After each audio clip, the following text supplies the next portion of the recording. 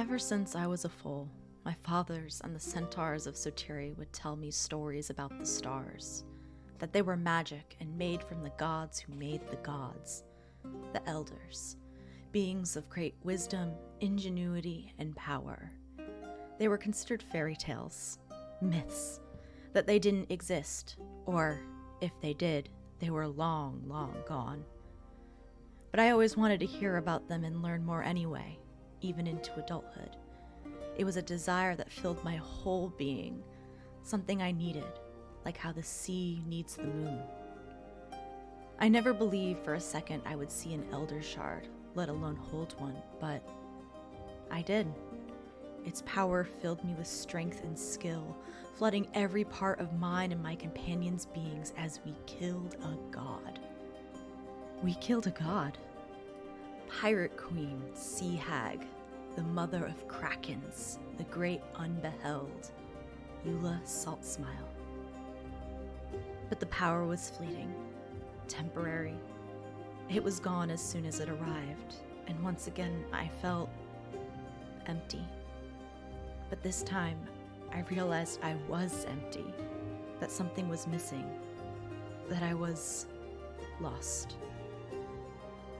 Now I know and recognize that I was just foam drifting on the waves, a yearning that I had my whole life that I never knew about returned, and with it, a voice, calling, one whose words I cannot hear, nor am I able to respond to, no matter how hard I try.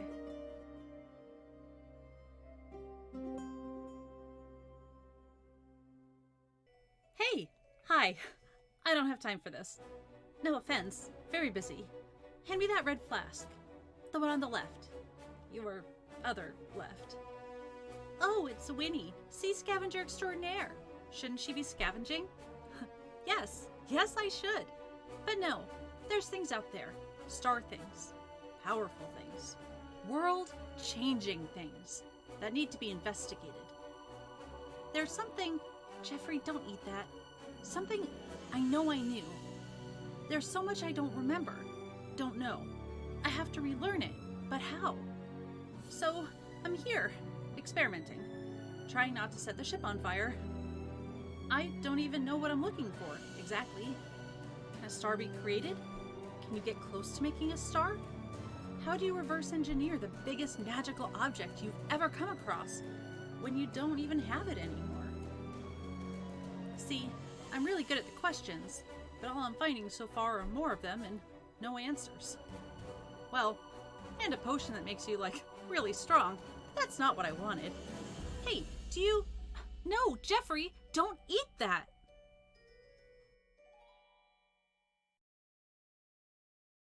After so many years under Eula's thumb and having my whole life determined for me, being told what was right and what was wrong, having no one else but her, I'm finally free. Or so I thought. It was never redemption that I yearned for. No, someone like me could never do enough to make up for all the bad I've done in the name of a fake idol. All I've ever wanted was to be desired, and in my search for it, I betrayed the one who made me. I betrayed her for the thing that she feared most, and I tore her and her kingdom down. Now, it's all I can feel.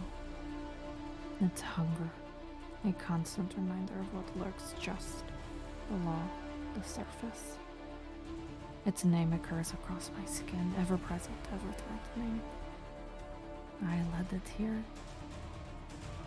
I fed it power, and it wants more. It craves the power that only the gods wield, and it will destroy me to get it. So, I'll just have to destroy it first.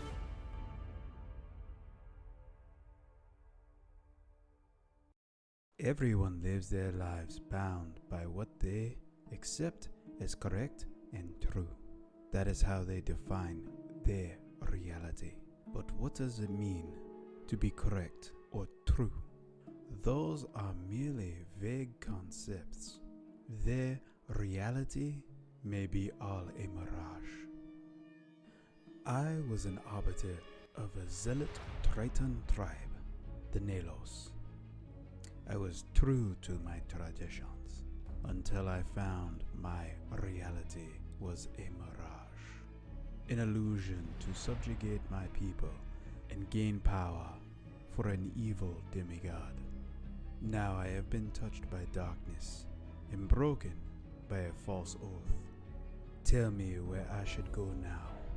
To the left, where nothing is right, or to the right, where nothing is left? I turn to the shadow, for that is the only place for a monster like me. I am the ghost of the Tritons. I am the darkness of the Nalos. I am the unholy warrior of the seas. I am the Shadow Knight, Proximus.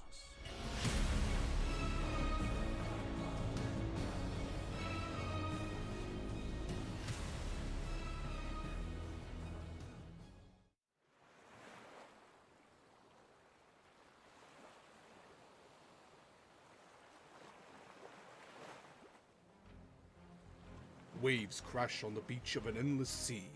In them you hear a voice, a beckoning lure you have heard so many times before. It is the song of the horizon. She calls to you.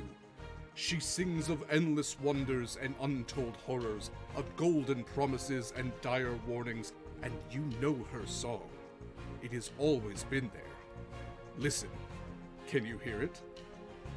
The wind is in your favor, the tide is rising, the sea is yours for the taking, and your ship awaits. Fair winds and following seas, brave mariner. May fortune find you when the horizon calls.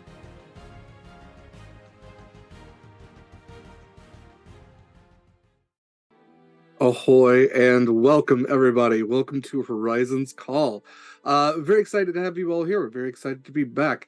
Mayor reminded me that even though we've had a prequel episode recently, it's been like a month since we have had a normal Horizon's Call episode of our standard campaign. Unfortunately, Kaila is not able to join us today, but that doesn't mean that Scarlett will be absentee. I don't believe Kaila is still in chat to correct me if I say anything that is absolutely wrong. So definitely I'll try to keep an eye on that. Yeah, we're very excited to be back. We're very excited to continue our story. I should introduce myself. I am Derek Sword. Yes, Sword is my real last name. Yes, it's awesome. No, you can't have it. I am the GM of this campaign. I do use he, him pronouns. I should say that as well. And I like to think of my role as a GM as the guiding compass for this crew as they navigate the treacherous seas of Damaris. But yeah, before we set sail, once again, of course, a couple of notes for our channel for this game. If you appreciate this cast, which again, how could you not? If you enjoy the stuff that we do, the best way to show your appreciation, should you be able to do so, is through pally.gg. If you donate directly to the channel through Twitch, that's great. It's very much appreciated. It does go directly to the channel and all of the licenses that we pay for and all of the things that even I personally expend on making the channel run. But if you go through pally.gg, it takes less of a cut than Twitch does and evenly distributes everything you donate directly through the cast and our production staff based on shares. So it is much more equitable. It shows the cast that you appreciate them, and it goes a long way. That's what I'll say. It's the most equitable way we have found of spreading the wealth, as it were, whatever wealth that might be. So definitely, please donate through pally.gg as opposed to Twitch. Should you do either, however, because, subscriptions still happen and, bits and bobs and all that kind of stuff. Regardless of whether you donate through Twitch or donate through Pally, you can still impact this game. So, hey, there's another incentive. You can give advantages, you can give crits, you can even add things like black spots, which are complications to this game to make things extra difficult. Things like magical storms, were-shark bites, rope bridges breaking over lava pits, all sorts of wonderful things like that. And yeah, and so you can personally impact this game. I should also mention that if we do hit a hype train at any point, I am contractually obligated to sing a sea shanty, and I do have a catalog of those prepared. So yeah, with that, I'm going to go ahead and hand it off to my cast to introduce themselves and their characters, and then we can jump back into it. So, Mare, if you do not mind starting us off. Hello, it is me, Mare. I use they, she pronouns, and I am playing Acacia, who uses she, her pronouns, who is our lovely soul knife rogue druid multi-class, and she is very overwhelmed right now. Fair to be overwhelmed, especially underwater, where whelming is a thing. Mikyl. Hi, fam. I'm Mikyl. He, him pronouns. I am playing Proximus, your Triton Paladin Sorcerer. Back again. He, him pronouns. I'm so glad to be back. With a relatively new pact as well. Not pact, sorry. Yeah, oath. The oath. That's the the paladin guardian word of for the infinite seas. Yeah, that's the paladin word for a magic daddy. And as always, a special thank you to Mikyl for doing the character art for this game, for a lot of our games, actually. It's phenomenal. He's actually doing more art, newer art. So if you are part of our Discord, you can absolutely check that out. We have now new art for Wynni, Acacia, Jeffrey, the mechanical wereshark, and the Tressum, not Sorona. Help me out, Eva. Demona. Never mind. Beach tip. And yeah, so we'll have a new art for I guess we got new prequel art for Scarlett. We'll have new art coming up soon though, so definitely check that out. You can always join our Discord through our Twitter, Sword and Key, with underscores between the words, and our links are on there as well. That said, Eva. Hi. Hello, it's me, Eva. My voice is a little scratchy today, but I am going to be playing your otherwise perky sea elf, artificer, alchemist, Wynni, she, her. I'm also smashing my keyboard. I also use she, her. And, yeah, I think that's me. I think that's it. I think that works. Yeah, Eva has been resting her voice for quite a while. Still working on it. So your patience is appreciated with that. And like I said, our murder mermaid Scarlett is out for this week doing some real world recuperation. So our love as always goes out to her. And yeah, Kaila, absolutely. If you are in chat, I believe you're in chat. And Scarlett does anything, I will keep an eye out for that. Okay, let's do a recap. It was going to be Kaila. I will obviously not make her do that. So I will do the recap for this week. In our last session, as me, the omnipotent god that looks down on all of you and decides what happens when, looking at all of you dum-dums do whatever you're going to do, you all took your ships to the hidden, otherwise, city of Olmborg.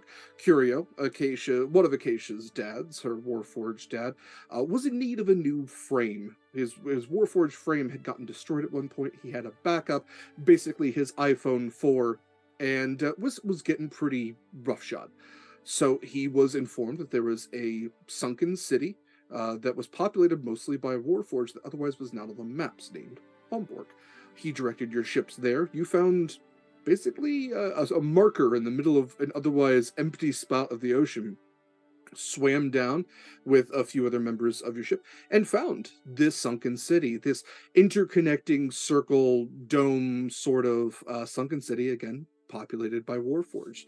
You managed to get to the White Forge, which was owned by Dr. Shelley Isaacs, apparently one in a long lineage of Warforged inventors, who you also found out was one of the inventors of the Reliquary, which houses souls and powers certain Warforged. There are two types of Warforged, those that are powered by Reliquaries, those that are not.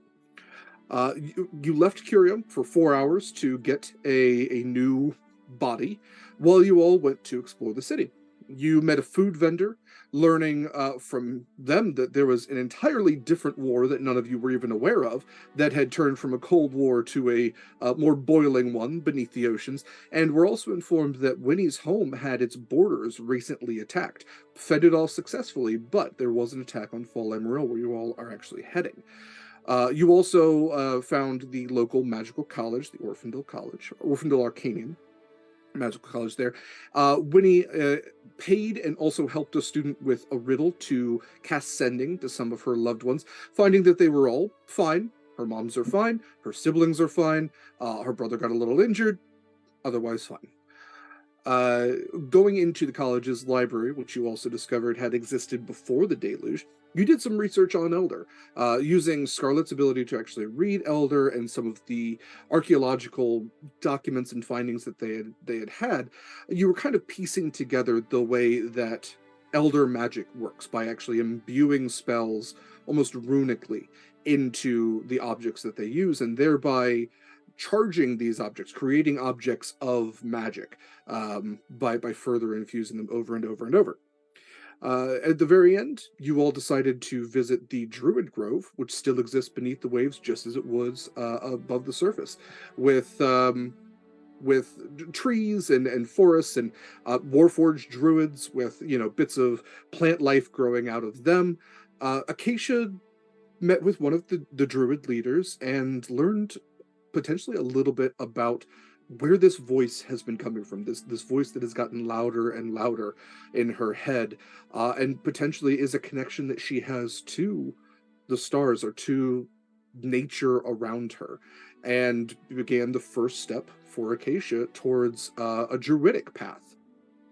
She was also gifted. You also got a stick. You got a staff that incorporated both metal and wood into it, much like the Warforged themselves do. A piece of that forest, marking you as a druid, and you also were imbued with this new kind of knowledge, this language you had otherwise not known, that was almost translating that voice. You would learn Druidic.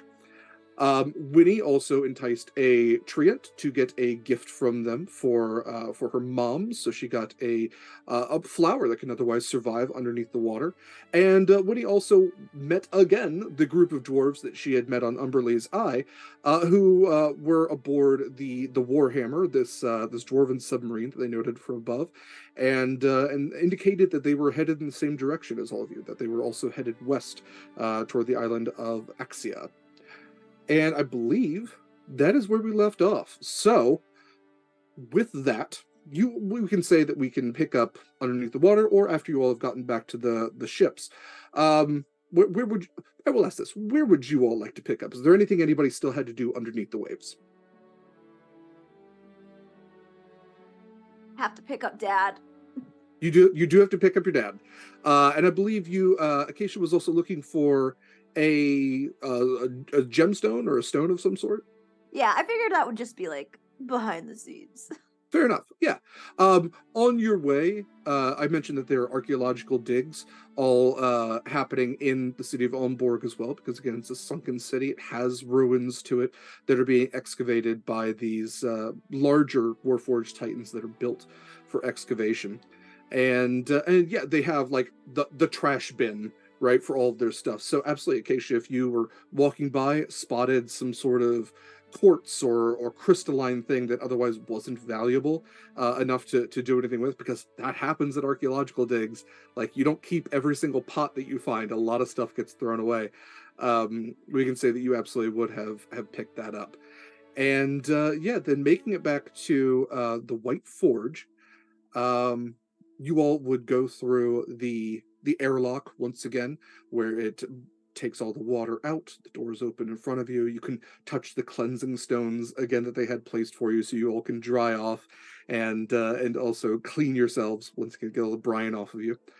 And as you do so, walking out of that side room, that kind of manufacturer's room with all of the examples of Warforged bits and bobs, out walks a new curio. Acacia, why don't you tell me, give me something that Acacia would like to see, whether it be color, feature, form. What is like Acacia's ideal when curio is in his prime? Lots of hiding places, like just lots of hiding places. That was one of my favorite things when I was a kid, like hiding things in his hiding places for him to find later. So Curio has what I'm going to describe as like a Gothic Victorian kind of aspect to him. So black and like copper, like black and brushed copper. The face is very similar to his first frame. There's almost like a lilt to it, and a lightness to his eyes that you recognize. And that's something like every reliquary has. Like most of them are white. Some of them have different coloration to them, or even like colors intertwined within, because it's a person's soul. Every soul is different. Curios has like a certain transitioning color within it that is kind of unique to him, and you can even notice the light behind their eyes, identifying them. But again, black brushed copper accents, and all along the chest are these almost like rib cage lines that go all the way, just these thin little strips. And Acacia, you would note that probably every single one of those is a pocket that pops out, different sizes. You would assume like they're all uniform lines, but like probably like two of them connect to one pocket. So if you press on a certain area, it's going to depress, have all these little hiding areas. You know that even in the arms, like the forearms are a little bit bulkier, so there are probably hiding spaces in there, whether for thieves' tools or something else. Plenty of hiding spaces. And he comes walking out, arms open. What do you think? Pretty good, yeah? Very good. All right, yeah. See, yeah. And Darius is just like kind of licks his thumb, is like wiping a little smudge. It's like, oh, I hoped. I think this looks fantastic. So we need to pay still. Just throwing it out there. That's for your body? Uh-huh. Yeah, you do need to pay, yeah. Okay. All right. That's I figured that would be the answer. Yeah. All right. Darius just kind of looks at him and goes, and then looks to you, Acacia. This is why we stopped by the shop. And he pulls out from like side pouch that he has. It's basically a small box that he keeps a decent amount of gold in, and goes over to the receptionist and goes to pay. Cool. Well, as soon as your father's done, is there anything else y'all needed to do? Did you have a good time in the city? I should ask that. I kind of jealous I didn't get to walk around with you. I awkwardly holding my stick. I look over at like Wynni and you changed your name, Mikyl. I almost called you Maximus Mikyl. Oh yeah, I need to change my name. Holy shit. Sorry. I look over at Wynni and Proximus and also Scarlett. Basically walked around. I don't think we have anything else to do. I think we did everything we needed, and you still have I like your time stick. before. Thank you. It's Yeah. a very nice city. It is, but I don't know if we're leaving right away. We still need to wait for everyone to get up onto the ship. So if you want to walk around, you've got some time before Winnie's spell leaves. Okay. Yeah, Winnie, how long did we have? Was it 24 hours? 24 hours, yeah. Okay. All right. Yeah, Darius comes walking back. We might as well walk around for a little bit. I mean, I've never been around this many Warforged, and a city this old. It's been a minute. So yeah, we'll take a little stroll. We'll meet you back up topside, probably a couple hours. And don't think it will take too long. The fish is good, by the way. Oh, If you're hungry. all right, well, I'm saying specifically this to Darius because I know. Yeah. I appreciate that. Curio, you look very dapper. Thank you, Proxy. I appreciate that. Okay, well, take care. We'll see you in a little bit. And they go walking out the airlock. You're all on the White Forge. What would you all like to do? Do you two have anything we need to do? I think we accomplished everything that we are here for. If you want to look around the city, I'd like to learn more about this war, but it doesn't really sound like there's any specifics right now. I mean- think I'm. Go ahead. Sorry, Wynni. I could spend a lot of time here, just like between the library and the forging of the new bodies. There's a lot of stuff to learn, but We have to also get home to your home, Wynni. yeah, So yeah. There's the longer we take here, the longer the trip will be. yeah. We. I mean, the We trip know- will be the same amount of time. It'll just Well, start yeah, we just later. prolong and Yeah. pause the time and That's how time and travel work. add more to the back end. Yeah. Okay. Well, my dad says they're going to be a couple hours, and we never got an actual time from Honey and others. So, Well, it's got to be less than a day.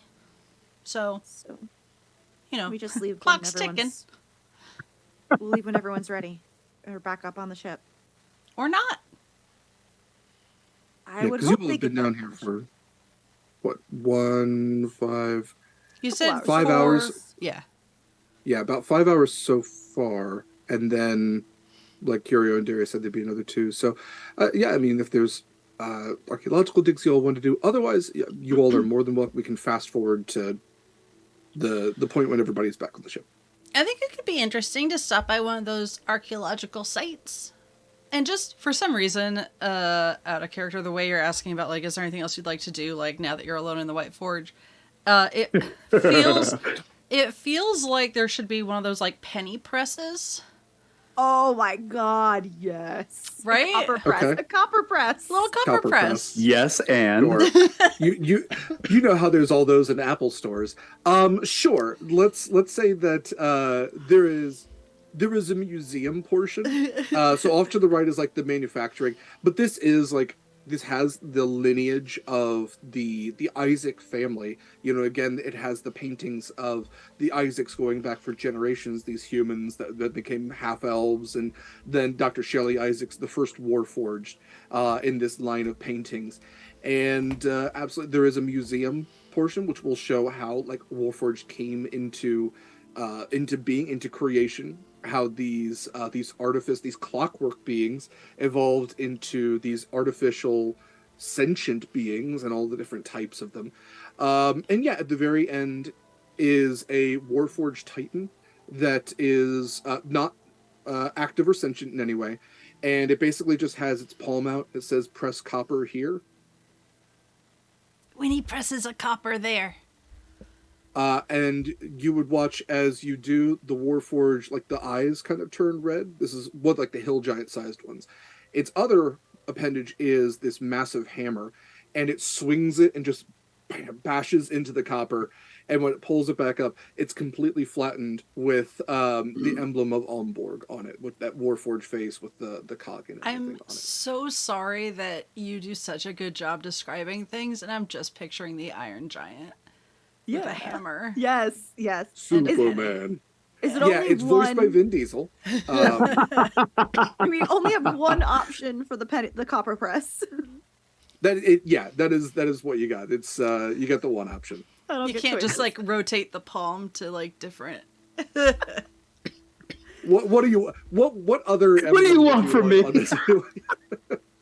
Thank you, Mother. What do you want?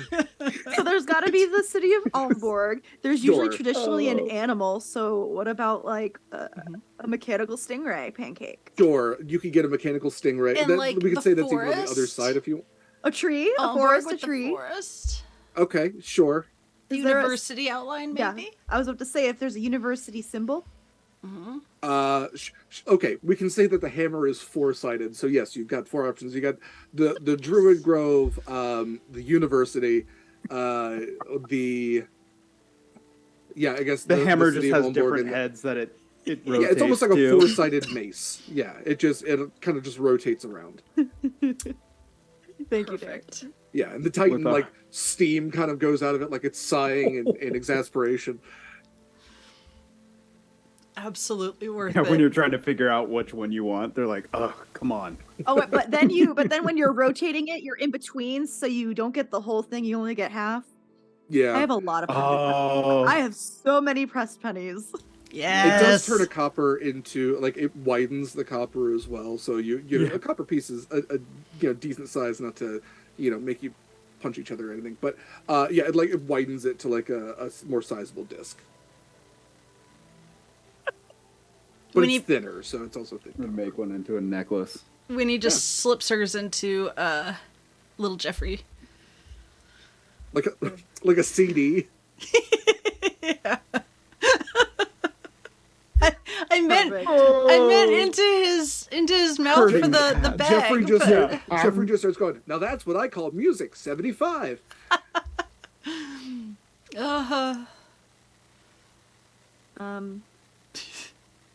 Acacia's fine with whatever. She just seems very distracted. Sure, Yeah. that's fair. Yes, we can definitely check out one of the what is it called? Theology. Old places. Yeah. One of the digs. Yes. Are there like He's never really done this before. There's not really archaeological digs in the sea. is there like a touristy one? Like one that's a little more open to the public, I guess? So you've already walked by several, and for the most part, like, they are almost like part of the city. Like, they'll rope off a little bit, but there's still people who are looking around. I mean, there's not a lot of like gawking to be done at an archaeological dig, considering even, especially beneath the ocean with silt and everything building up, it can take even longer than above ground, where it already is this very slow, monotonous process. So yeah, you could just walk around and kind of see if there's one nearby. If you ask around, they would inform you that one of the like bigger ones that is still ongoing is near the opposite side of the city from where the Druid Grove is. So it's kind of on the edge of the city where probably some of the older structures collapsed. You know, I feel like there would be some sort of money to be made, possibly in like a tourism board that would like give you the highest reviewed sites and restaurants and stuff. Someone should look into that. This is not really a touristy place, Wynni. It could be. Good food. Carrie only knows about it because someone from home told him about it. I'm just saying. They could. What is it that they look for here? Is it like mining? History, usually. Yeah, I think what you would have picked up is they are excavating old parts of the city that fell when the deluge happened. And perhaps even like the older bits even before that. Because this is all a very modern city, even though it is beneath the waves. It's like been renovated and upkept. You'll notice that even though a lot of these buildings are stone, they're not getting worn away as much as you might expect, probably because of very frequent upkeep, even being in like, saline water. It's basically a state-sanctioned version of what I do. Oh.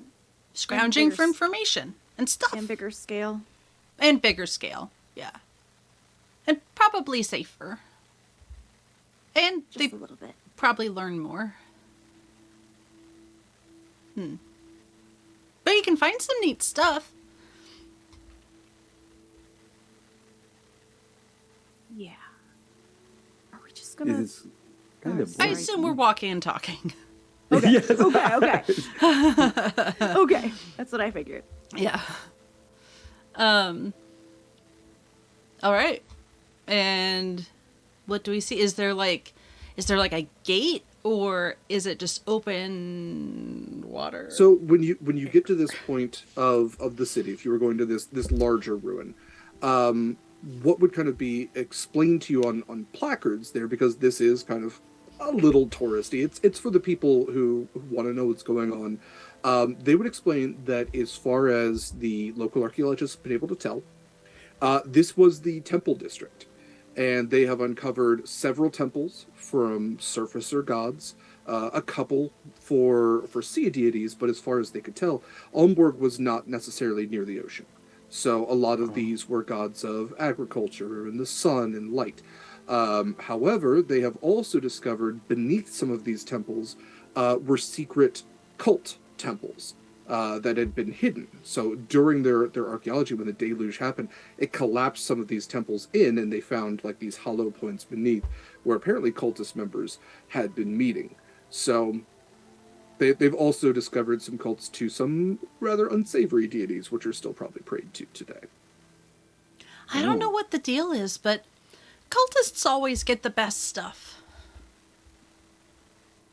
Probably because a lot of it they take. Oh, most assuredly. Hey, random dig worker, custodian person, do you perhaps have a small area where tourists, probably generally small children, but perhaps adults, such as my friend here, gesturing to Proximus, could do like a little dig of their own, like a little like uncovering something that you don't really care about? Yeah, there is a Warforge which has this like more like yellowish bronze kind of exterior to them, and kind of these green eyes. They come walking over. Volunteers are always welcome. Are you offering your services just for a little bit? Yeah, we're not in town long. That's fine. Sure, we have an area for volunteers. Have you ever done any archaeological digs before? Oh, sure. I'm an old pro, but Acacia, I don't know about you. You seem kind of on the fence, but I didn't plan on Proximus. helping digging anything up. The great thing about excavating under the sea is, like, you just kind of go like this and your hands are all clean. As opposed to, like, digging in the dirt up above, which is all, like, gross and it just sticks to you and it doesn't go anywhere.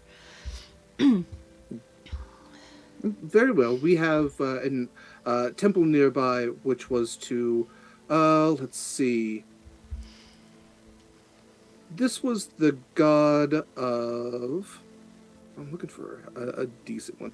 Let's say that this is the god of the moon. This was Sehenin, which was one of the surfacers believed that Sehenin was the goddess of the moon. She's still prayed to above, of course, and her temple collapsed long ago. But if you can recover any significant artifacts, if you hit anything that appears not to be of the sand and otherwise detritus on the ocean floor, just raise your hand and shout out, and we will have one of our experts come over and examine. Otherwise, he hands like a bucket to you that has some tools in it, like brushes and small chisels and things. Take your time, examine what you can.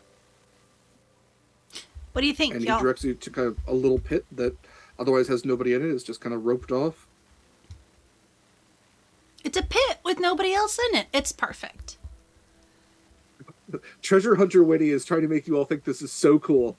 Right. Everybody else is like super bored. Can I look at Proximus and kind of like see what he's thinking about this? Like get a vibe from his. Yeah, it's like just let's appease Wynni type thing. Like Okay.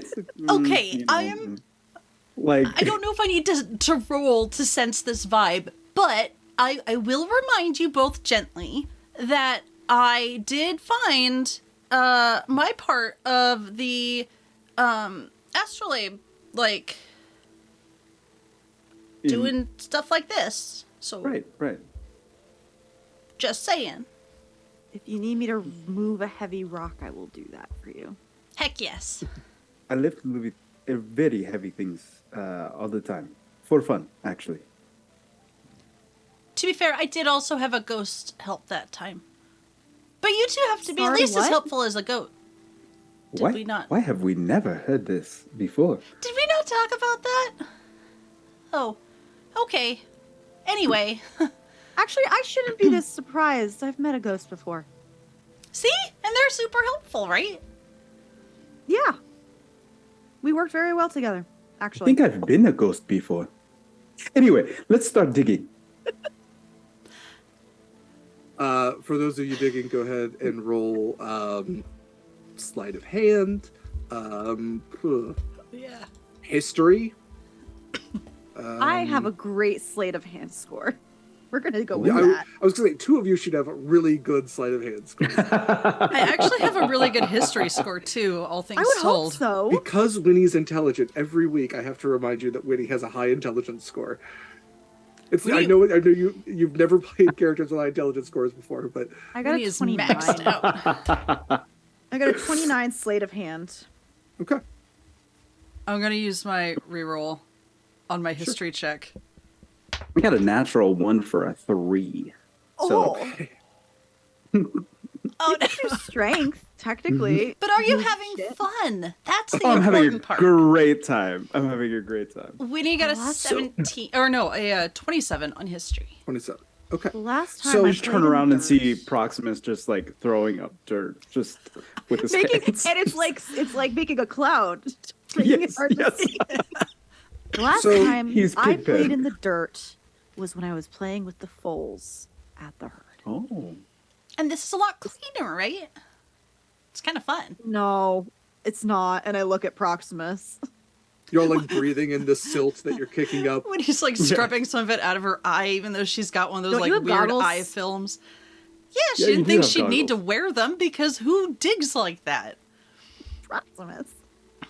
So Just put them on Winnie- after the fact. I will say Scarlett, like when you all got to this, was like, this, no, not interested. And Scarlett went swimming back to the surface. So Scarlett has returned to the Bloodhound by this point. Winnie, very decent roll.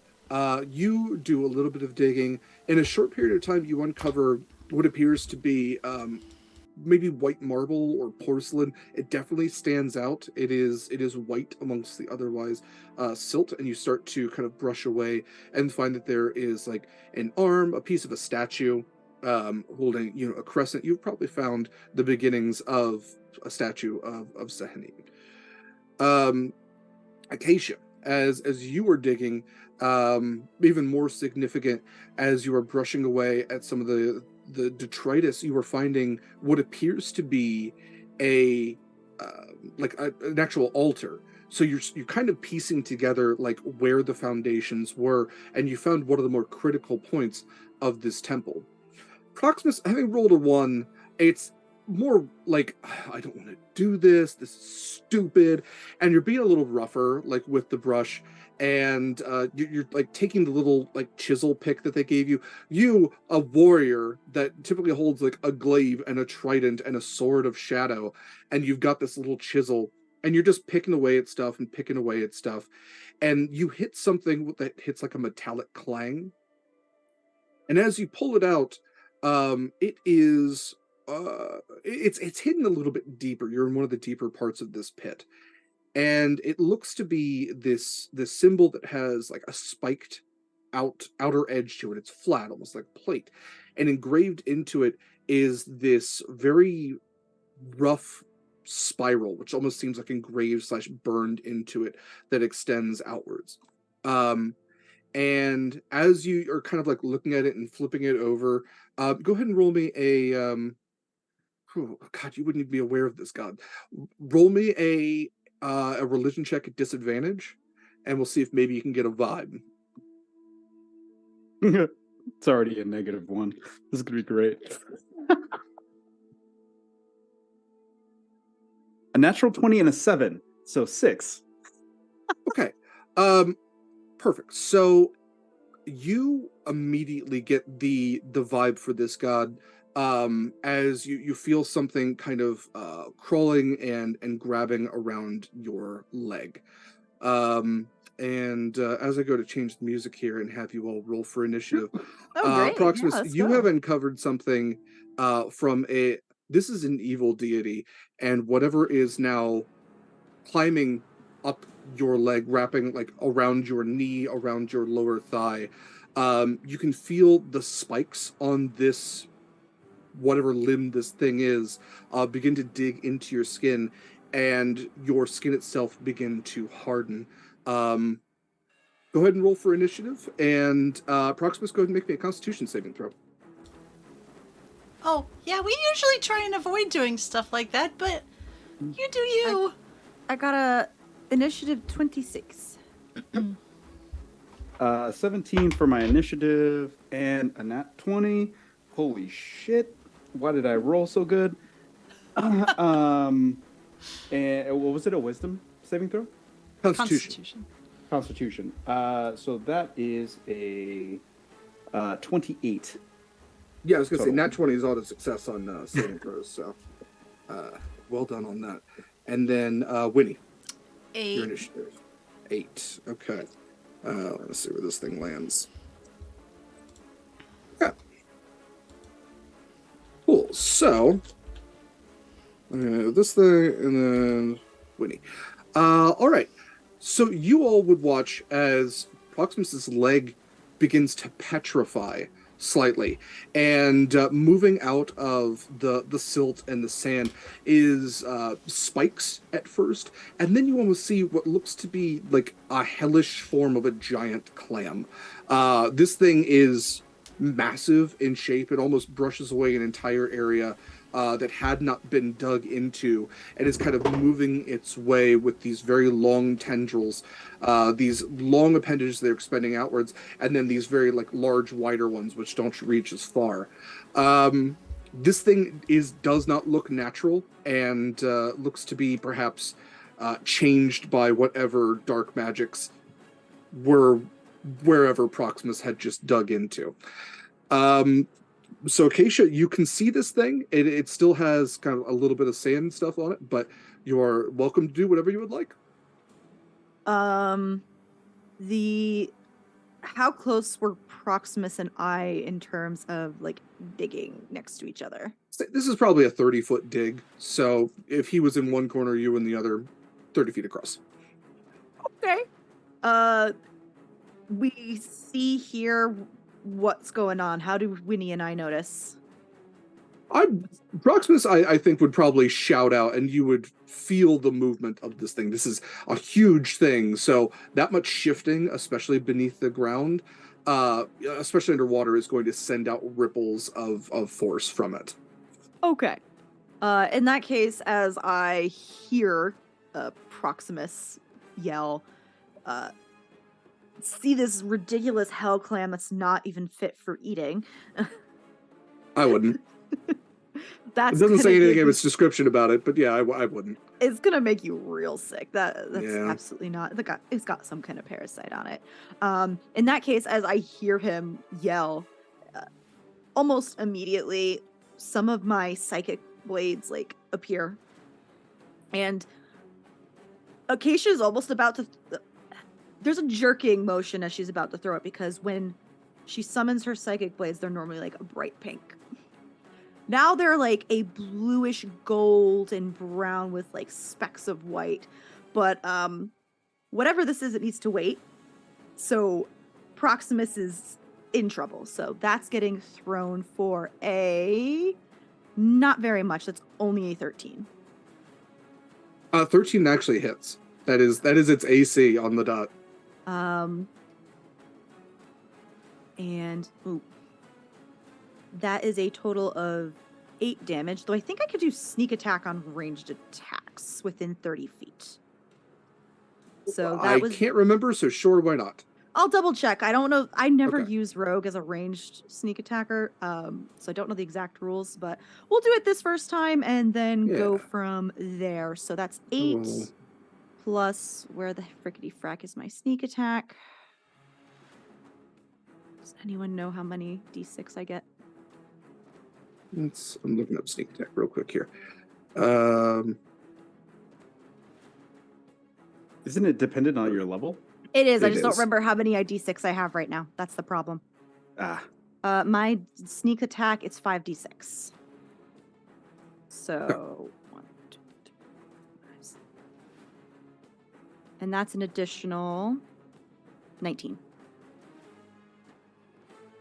The attack must use a finesse or ranged weapon, so absolutely. Yeah. Yeah, so that counts, and I will start charging. Okay. And which I will use my hooves. For my, I believe it's a bonus action on a charge. Yeah. That is 25. Mm-hmm. And 8. Okay. So And you remember, just what was the... Please, ahead. please. So yeah, Proximus, acacias are there charging and really large, towering over you with hooves flailing. So, Mare, remind me, the sneak attack and the dagger damage, what was that? That was a an 8 plus 19. Plus 19. Okay. So 27. 27, and then plus another 8 on top of that. Okay, so 35 in total. Perfect. So, yeah, Proximus, looming over you now, the centaur rogue druid that you have come to befriend has, like, in a moment, recognized your plight, thrown one of the psychic daggers, and then charged, hoofs beating into this like groaning clam mouth full of teeth and viscera. Awesome, Proximus. Then it is your turn.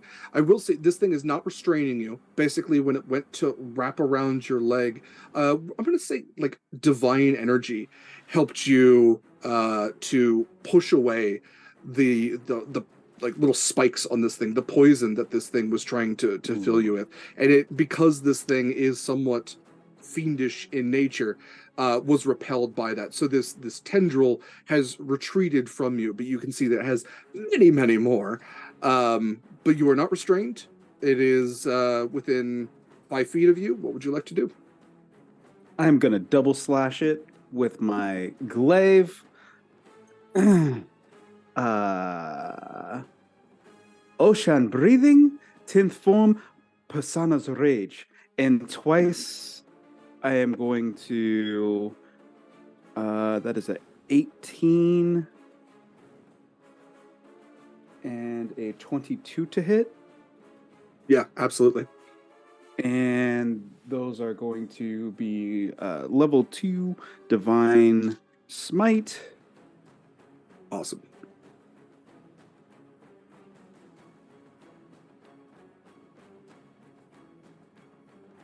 Ooh.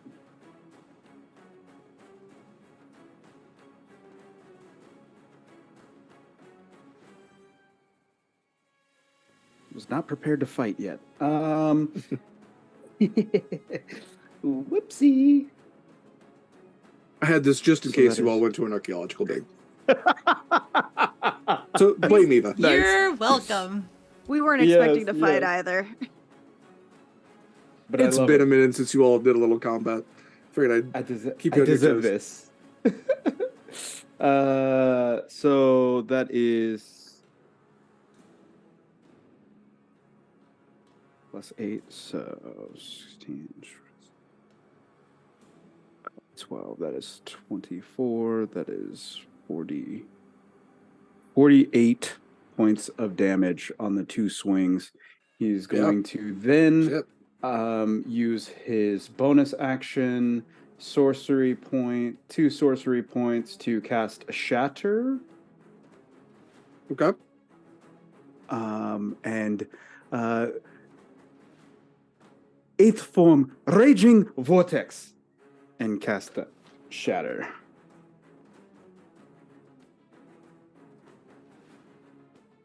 Because why not?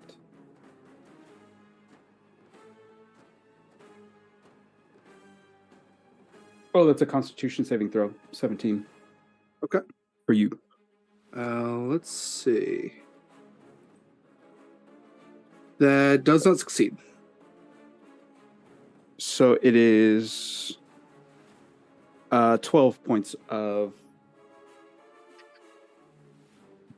thunder damage. Okay. And what's the range on Shatter? Let's see. It hits everybody within a certain range. It does? I A 10-foot sphere, so I'll cast it on the backside Okay. of it. All right.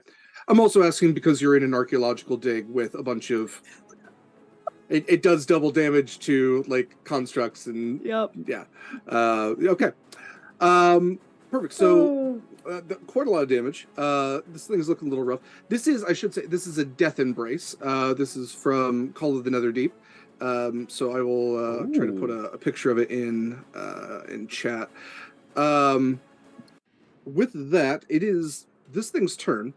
Having the two of you right up in front, we are going to have this thing make its tentacle attacks. So we've got, let's see, that is a 16 to hit Acacia. That does not hit. And that's a 25 to hit Proximus. So, Proximus, you, let's see, you're going to take 15 points of damage. 15 points of piercing damage, plus 18 points of psychic damage. And you are currently grappled. So on your turn, you will need to do another DC 16 escape. Aisha, you were able to dodge out of the way, fortunately for you. Cool. So, Wynni, it is now your turn. Okay. And this thing, as described, looks like a living thing, right? It is not absolutely. This is a creature, but like a mutated one. It's like if a giant clam grew like spikes and all sorts of weird shit out of its mouth. Yeah. Okay. Cool. Wynni is going to scramble back a little bit, and reach into her pouch and throw a little tiny shell, not a clam shell, but more like a little mussel shell, because it's aqua dynamic that way. And throw it towards this hell clam and cast Ray of Sickness. Okay. At 3rd level, because fuck it. 28? Does a 28 hit? A 28 hits it, yeah. And that's the wrong... That is the wrong spell. It is 19 damage. Poison. Right. So, Constitution saving throw, please. Okay. Proximus, if you could give me a Constitution saving throw, please. When you would watch as the Ray of Sickness hits this thing, and then literally you can watch the magical energy channeling through it into its tendril, where it then hits Proximus. Wynni is going to take a free action to say I did an oopsie to little Jeffrey. Who is just... Goes, yeah, you did. What was the save again? 17. No. What was the... Constitution. Constitution. No, that was a 12, so... Okay, you're poisoned, sorry. So 19 points of damage and you were poisoned. This is its reaction called Body Shield, which allows it to channel the damage to a creature it is currently grappling. It's pretty dope. This would be the only one. Pretty dope. Not bad. Okay, that back to the top of the round. So Proximus, go ahead and give me a DC 16 Constitution saving throw. Actually, can Wynni do her bonus action? Sure. Yeah. I'm sorry. Seeing that, I think she's going to send little Jeffrey over to Proximus and cast Sanctuary, which will ward him against an attack. So I don't... So, remind me, Sanctuary is the creature has disadvantage to attack Proximus unless Proximus acts hostilely against it. Any creature who targets Proximus with an attack or harmful spell must first make a wisdom saving throw. If it fails, it has to choose a new target or lose the attack or spell. Okay, cool. Perfect. So now with Sanctuary cast on Proximus, little Jeffrey comes like swimming up, his little bubbles popping behind him, and he kind of pats you on the shoulder. He goes, "Sorry, that sucks. She didn't mean to." And it is now your turn. I got a 26 on my roll. Perfect. Okay. So that is to for the grapple. Well, that's so. Constitution saving throw is to make sure you don't get petrified, which is what this thing's trying to do. It's trying to turn you into stone. On failed saving throw, creatures restrained. So you're not restrained. Creature restrained this way. Failed saving throw, successful one. Let's see. Failed saving or ending the effect on successful in the petrified condition. So go ahead and make me another like strength or dexterity roll to break the grapple. So I'm immune. That's to... at least how I'm reading this. So you're at least not getting petrified, but you're still grappled. So to break the grapple, that's going to be your main action. Strength saving throw. Wait, it's not his strength turn or though. dexterity. This is. Oh, I'm sorry. Acacia, you're at the top. You're absolutely Yeah, right. Yeah, like, what yeah. are I'm you sorry. talking about? I'm sorry. I was skipping right past you. Acacia, please. It is your turn. I apologize. Acacia looks like she's about to stab again with her side blades with this orangey bluish energy. Mhm. Instead, thinks better of it and just draws her dragon tooth dagger to do a shank. Okay. That yeah, go for is- it. Oh, that's only a 12. 12 will not hit, unfortunately. Hold on. Can I use my psionic blades Sure can. on? Well, I have to see if it works on attacks. That's the problem. Ah.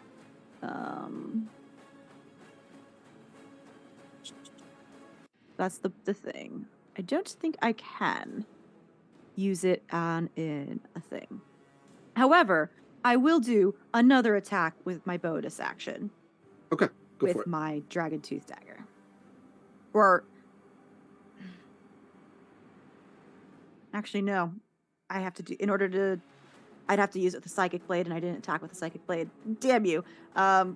Flailing around trying to hit, and it's not working very well. Okay. That's what's going on. Fair enough. Yeah, especially after seeing Wynni's spell just get channeled through. I'm fair enough to throw you off. Okay. Let's say, okay, so now we're at Proximus. Proximus, again, apologies to Acacia for skipping past you. Proximus, you succeeded on the saving throw. Go ahead and break the grapple if you can. Dexterity or strength, please.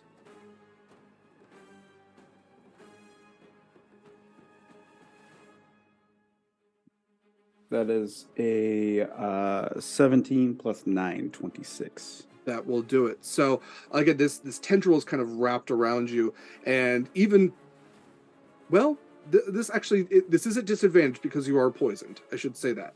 Oh, right. Yeah. That is 16. That's exactly what you need. So even with your strength somewhat drained, the tendril wraps around you. The spines again, kind of like poking in, getting like even through like the very minute spaces between your armor. I saw something recently about jellyfish, which I found very disturbing. Like even if you're wearing like gloves, jellyfish spines will go through the fabric, even on the top of the bell. It's why you should never touch a jellyfish on the beach, because the venom will still get you. So you're able to repel the petrifying venom, and then able to also break the hold on this thing. And again, the tendrils just come whipping all around and are trying to grab at you and Acacia. Anything else for your turn? Well, So that was your main action. So if you have a bonus action or anything like that.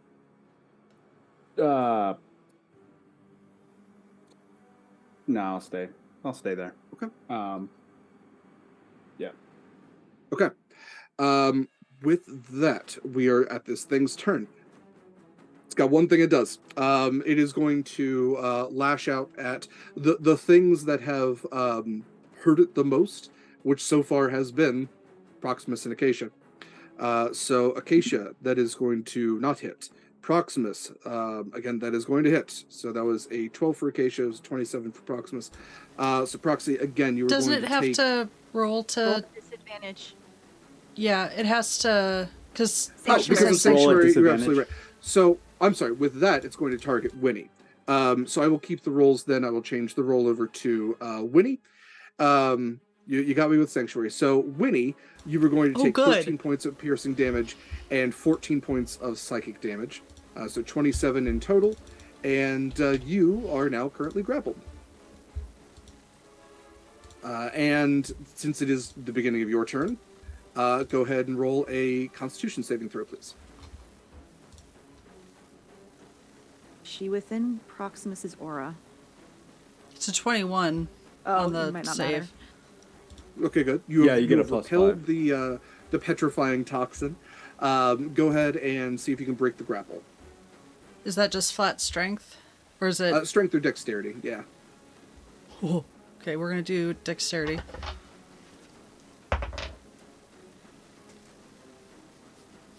I'm grappled. That's a 5.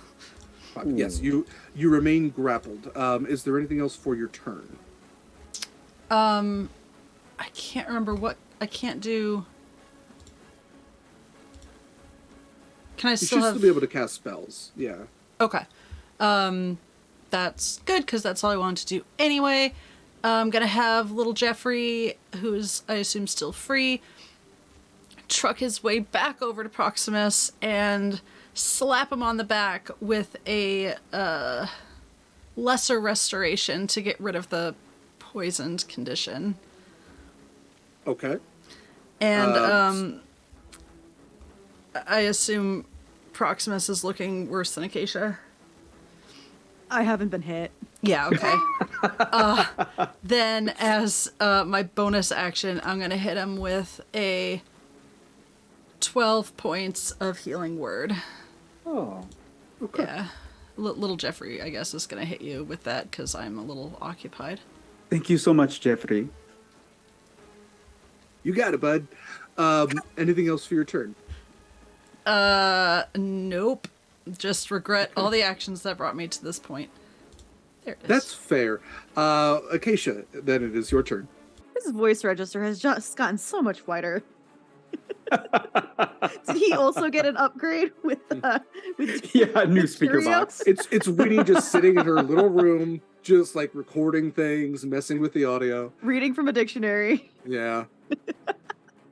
Okay, I will flail slash again with my dagger because I've just been dodging all of these things. That's a nat 1, but I'm gonna use one of my advantages Okay. because I have a lot of them, and we're gonna do it manually this time. Okay, that's much better. That is a 26. That'll do it. And it's gonna be 66. Oop. And that's gonna be a total of 33 points of damage. Ooh. Again, slashing at this thing, you would watch as that energy is transferred from where you are hitting, like the wounds almost close up as you are slashing it, and that energy is transferred to Wynni. So Wynni, you're going to take 33 points of damage. All of it? Yes. Yeah, it doesn't have it. Any enemy that is grappled takes the damage instead. Okay. Okay, cool. I'm a big girl. I can take it. It has one reaction, but since you're top of the order, it got its reaction back at that. Shit. Sorry, Wynni. So is that... wait a second. Is that only spells, or is that... It's any attack. damage? When it is hit by an attack. Yeah, the language of it is when the Death Embrace is hit by an attack, one creature the Death Embrace is grappling, chosen by the Death Embrace, takes the damage instead.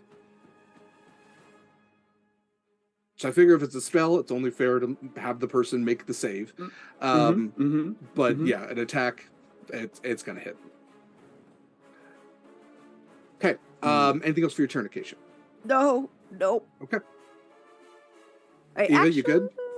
What are my Okay. actions for my features and trace? My cunning action. Dash, disengage, or hide. No, I can't. Never mind. Go ahead. Okay. Can't take dodge. Proximus, it is your turn. You've healed up a little bit. Wynni is still grappled. What would you like to do?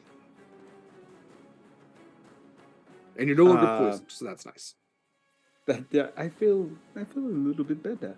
I can no longer use the reaction to hurt Wynni, so there's also that. Well, that's good. For now. I am going to use another 2 sorcery points and use my feet, because it's an action to cast it. You see from Proximus like an aura of moonlit water, even though we're underwater, corporeal water, raised from me in a 30 feet sphere. And all of you will take...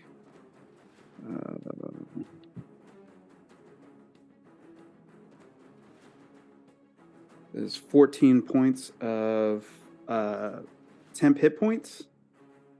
You said 15? And then I'm 14. 14, okay. Temp hit points, including myself. And then I am going to double slash again.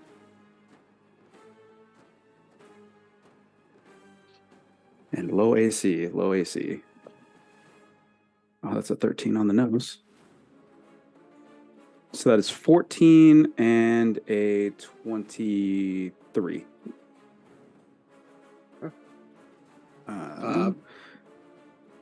Yeah, hits. Both will hit. Yeah. And I'll do first level Divine Smite. Mhm. Whoa.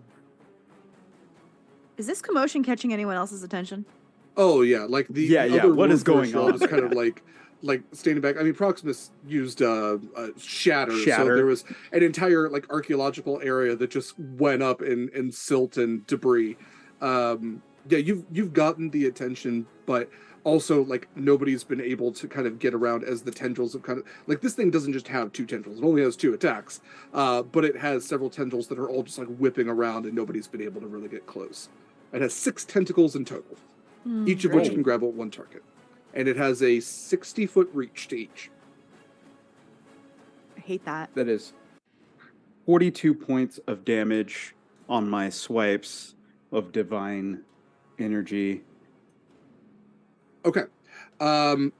Looking real rough, barely standing. Anything else for your turn? That's it. Okay. It is this thing's turn. Wynni, it is going to begin to reel you in, which is a free action that it has. So you get whipped 20 feet closer to it. And it starts to like pull you up into like, because you're underwater, it like lifts you up and you begin to get closer and closer to this thing's maw. And then it is going to make its tentacle attacks at the remaining 2 of you. Gross. So that is a 25 to hit Acacia and a 25 to hit Proximus. So both are going to hit.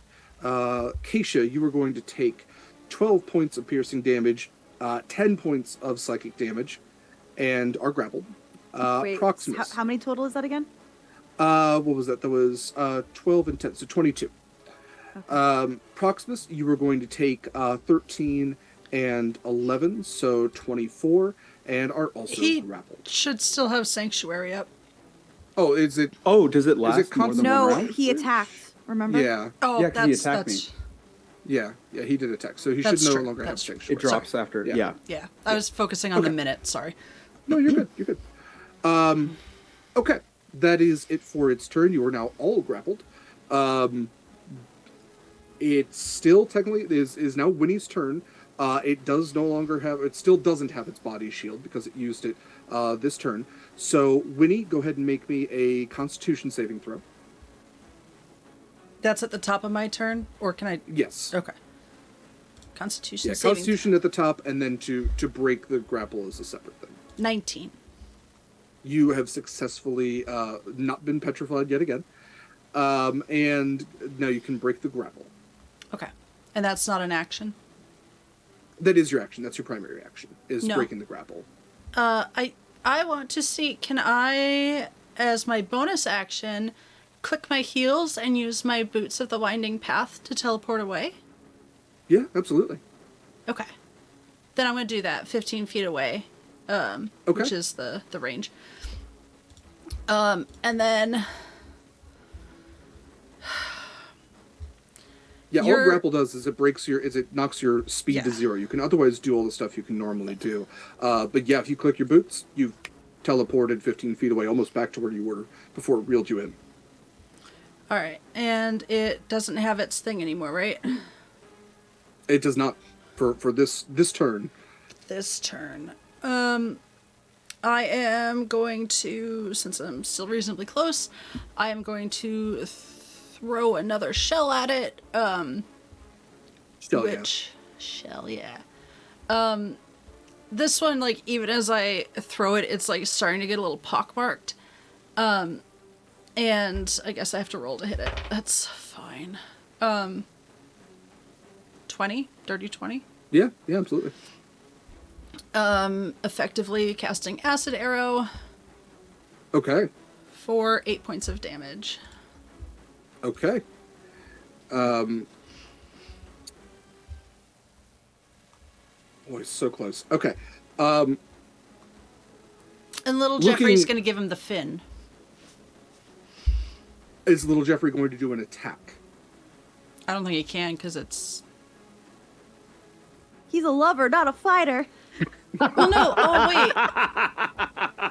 Because I always forget. Because I'm sorry for everyone. I'm not muted. He does have his own turn. Oh my god, I'm so sorry. Yeah. I keep forgetting that. Yeah, you can absolutely channel spells through him like you have been doing, but he should still have attacks and stuff. Little Joffrey, you can do But he just, it's. I always forget because he doesn't have like strong. Yeah, he's my baby boy, my sweet baby boy. Use those teeth for something. Give him chomp. He's gonna Chomp. swim over, and he's going to. Oh, thank God I wrote this down. Just smack the clam for Smack that clam. Hit it. 1d4. You can do it. It's not Did he even hit? right. Is that where we say phrasing? Phrasing. Oh, Yeah. sorry, I just hit my mic. It's a 13 on the dice. A 13 hits exactly. So yeah, go ahead and roll that damage. My sweet Let baby. Joffrey go. Does he have 1 hit point, Derek? It's something. It's yeah. He has. That's a 5. How does Lil Jeffrey finish off this death embrace? And Yeah, have 4 Jeffrey! hit points left. 4 hit points. I think just like So with 1 to grow on. it's Yes. it's the snowflake at the top of the mountain before an avalanche. Like he's been worn down so much, and like the shell has started to like crack already, and like between the acid and the divine smite and the psychic damage, like it's barely holding on, and just this little teensy dink just like shatters it. And If I could add something, I kind of imagine like Jeffrey locks his arm and with like a karate strike sort of like it like there's a little lever on the back and just crack. And that's all it takes. What if he did his dab and just like hit it with the dab? There you go. Yeah. because that's the only way is His death dab. my baby boy. Fantastic. So, Acacia, Proximus. So good. You both would feel the tentacles loosen around you and drop as this thing just like begins to spill this black ichor, which is drifting upwards like smoke coming out of it in the water, and all the tendrils kind of just begin to float very softly to the bottom as this thing is no more. Once like things seem to have settled down and the warforged around you are not worried about getting grabbed up by this thing, they begin to come around to you, and the one you had spoken to before with the yellowish bronze and the green eyes. I'm so very sorry. We've had some creatures in around this area before, but nothing like that. Was that in your dig site? I feel like I might have unlocked that somehow by this, and I try to grab the flat disc that I found. They take it from a mark of Tharazdun. I'm very sorry. And they kind of turn and yell back, "We found another cultist den." and you all basically have uncovered that beneath the temple of Sehanin was apparently a cultist den to Tharizdun, the god of madness, which apparently had manipulated this thing. Kind of, Acacia's like flexing her hand where like psychic energy like appears and then disappears. But after she does that, she looks at like the archaeologists and is just like, it's probably a better thing that we found it than civilians. So agreed. We're very grateful to you. We don't have well, really anything here, but take an artifact on your way out. I'm sorry, I don't have any way to. I would prefer find one, take one. Let's not steal from the dead. Take an artifact, leave an artifact. No. You know. How rough are you all looking? I'm fine. Wynni's not super great. She's looking pretty rough, but she'll be okay. Proximus is going to tap you on the shoulder and lay on hands for 30 points of healing. Wynni, thank you so much for your help. Yes. I mean, help and hindrance. I'm sorry, I didn't know that thing would do that. I am learning some new things about my powers also. It happens, okay? Wynni and Proximus, how do you look after being healed? Both of you? About 73 out of 123. Yeah, about on a random scale, like 72 out of 102. I walk over to Wynni and just like pat you on the shoulder and like, are you sure you're okay? Yeah. Maybe if we don't dig up any more of whatever those are. And Eva, as I pull my hand away, you get 8 points of hit points back. Heck yeah, thank you. It feels tingly on your shoulder. Ooh, I like that. And I still have my my aura of infinite seas up, and so you would take 7 plus 6, so 13 points of temporary hit points. Not too bad. Heck yeah. Pretty good. Pretty good. Please, Wynni. Before we go too far, and I know we're about to go to break, but before we like leave the scene, Wynni would like to conjure up just releasing a bit of sand from her bag that kind of shimmers and forms into a large version of Jeffrey's fin. But like creepier because it kind of has like a fingery effect at the end. It's mage hand, but wrong. And she would just like to poke at the clam a little bit, and she's just looking for parts for her potions and stuff. Mage fin. Go ahead and roll. I suppose you could use your alchemist tools, like knowledge for this, or medicine. Yeah. Would also be a skill. Yeah, either of those, please. Ooh, find a pearl. Oh my gosh. A hell pearl? That'd be so cool. I have it here. I roll with advantage. Oh, proficiency bonus is doubled. I know what I'm doing. That is 18. Okay. The one thing that I will tell you is, well, not one thing. I'll tell you a couple things. The alchemical thing that might be interesting towards Wynni is this thing has a venom in it which was trying to petrify you.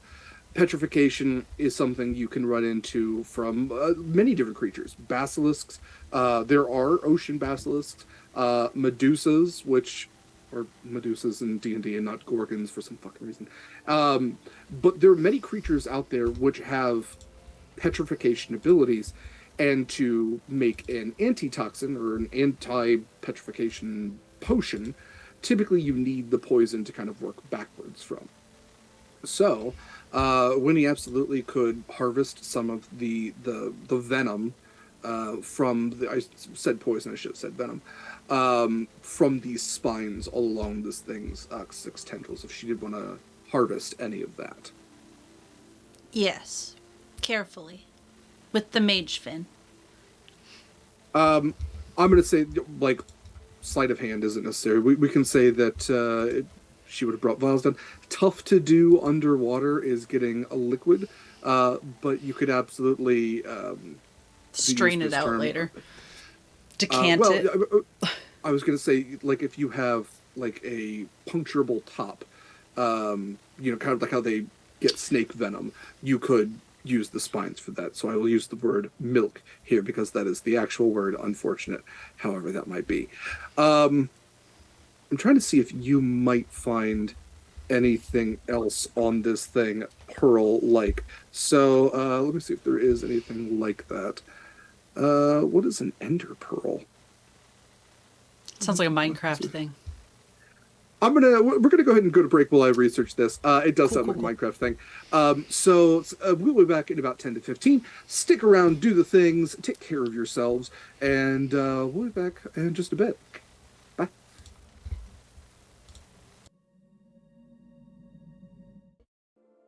Vast and welcome back, everybody. Sorry for the delay on that. We had some horses to wrangle. Thank you to the raiders who stopped in during our break. Ain't that the way of things? Let's go ahead and jump back into it. So you all just defeated a Death's Embrace, something I've wanted to use for a little while now. Pretty quickly, all things considered, because I do believe that this was a CR level a little bit higher than y'all's, but paladins and rogues and all that. Okay, so you all are leaving the archaeological dig. Wynni, I will say the other thing that you managed to find on this thing, speaking of pearls, is as the maw has kind of like gone back a little bit and the tendrils have stopped flip-flopping around, getting like graboid from Tremors vibes from this thing, you do actually see a sizable, like small bowling ball sized pearl inside of it. It is this like kind of not luminescent, but like shiny exterior black. So not like a matte black, but like a shiny black. And yeah, if you would like to go for it, you absolutely. I mean, it's absolutely got to be cursed, right? But yeah, not just leaving that laying around. Okay. You're an artificer. You can figure out what it is at some point, but yes, I will keep that noted. When I get back upstairs, up to the upstairs. That's what we. It is. You're going downstairs. It is a magical item, so I will note that. Okay, great. Anything else anybody wanted to do in, around, above, on board? Below, potentially, if you all really wanted to get to digging. Anything any of you would like to do?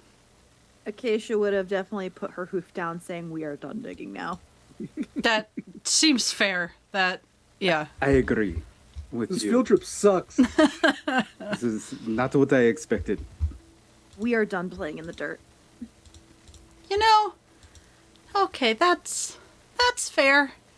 I don't want to have to explain to Scarlett why one of us is dead. Or petrified. Or petrified.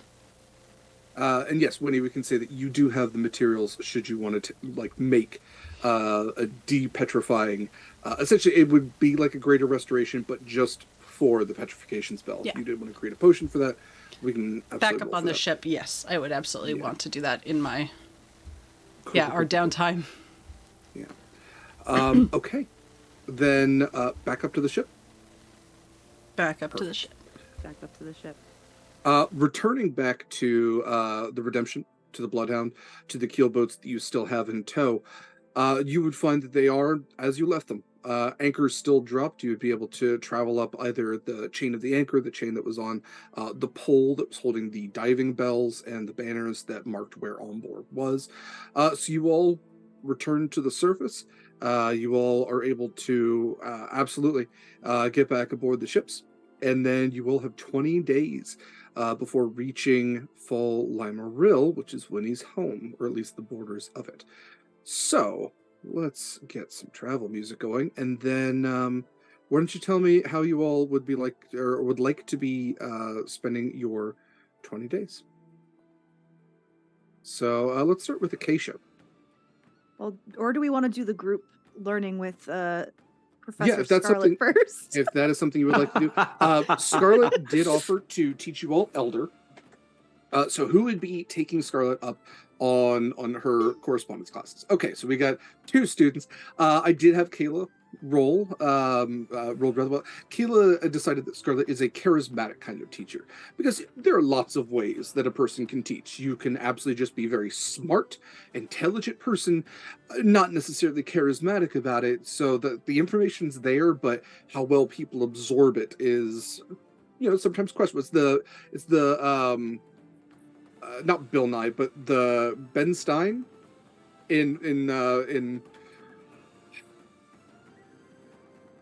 my brain just literally stopped working.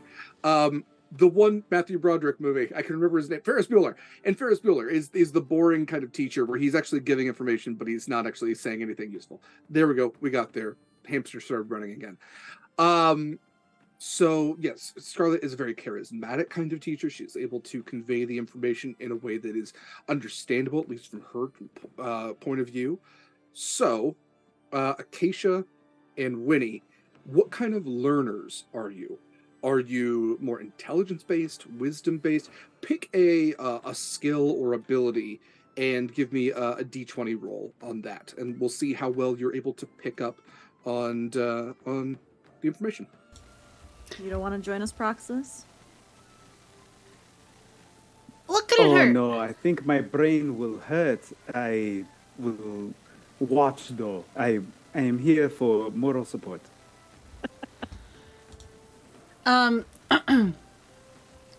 Having spent a lot of time with Acacia, I feel like she and Wynni would have kind of picked up on each other's educational processes. Is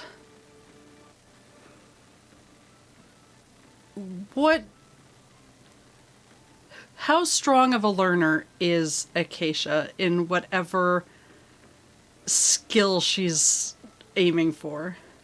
She's not very good at the sit down and study type thing.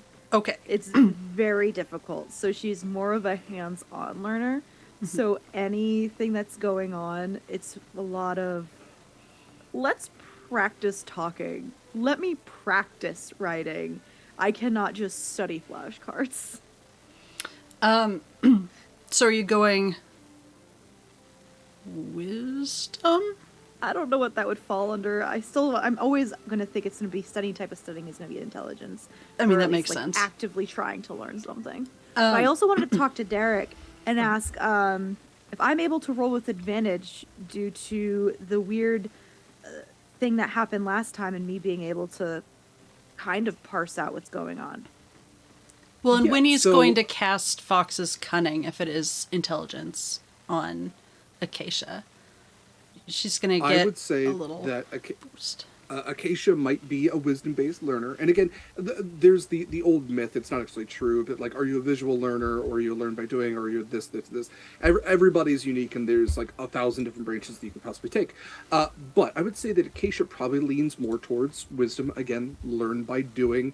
Acacia's brilliance comes from pickpocketing and knife skills, and those are it takes brain power to do those, but it's how your brain's working.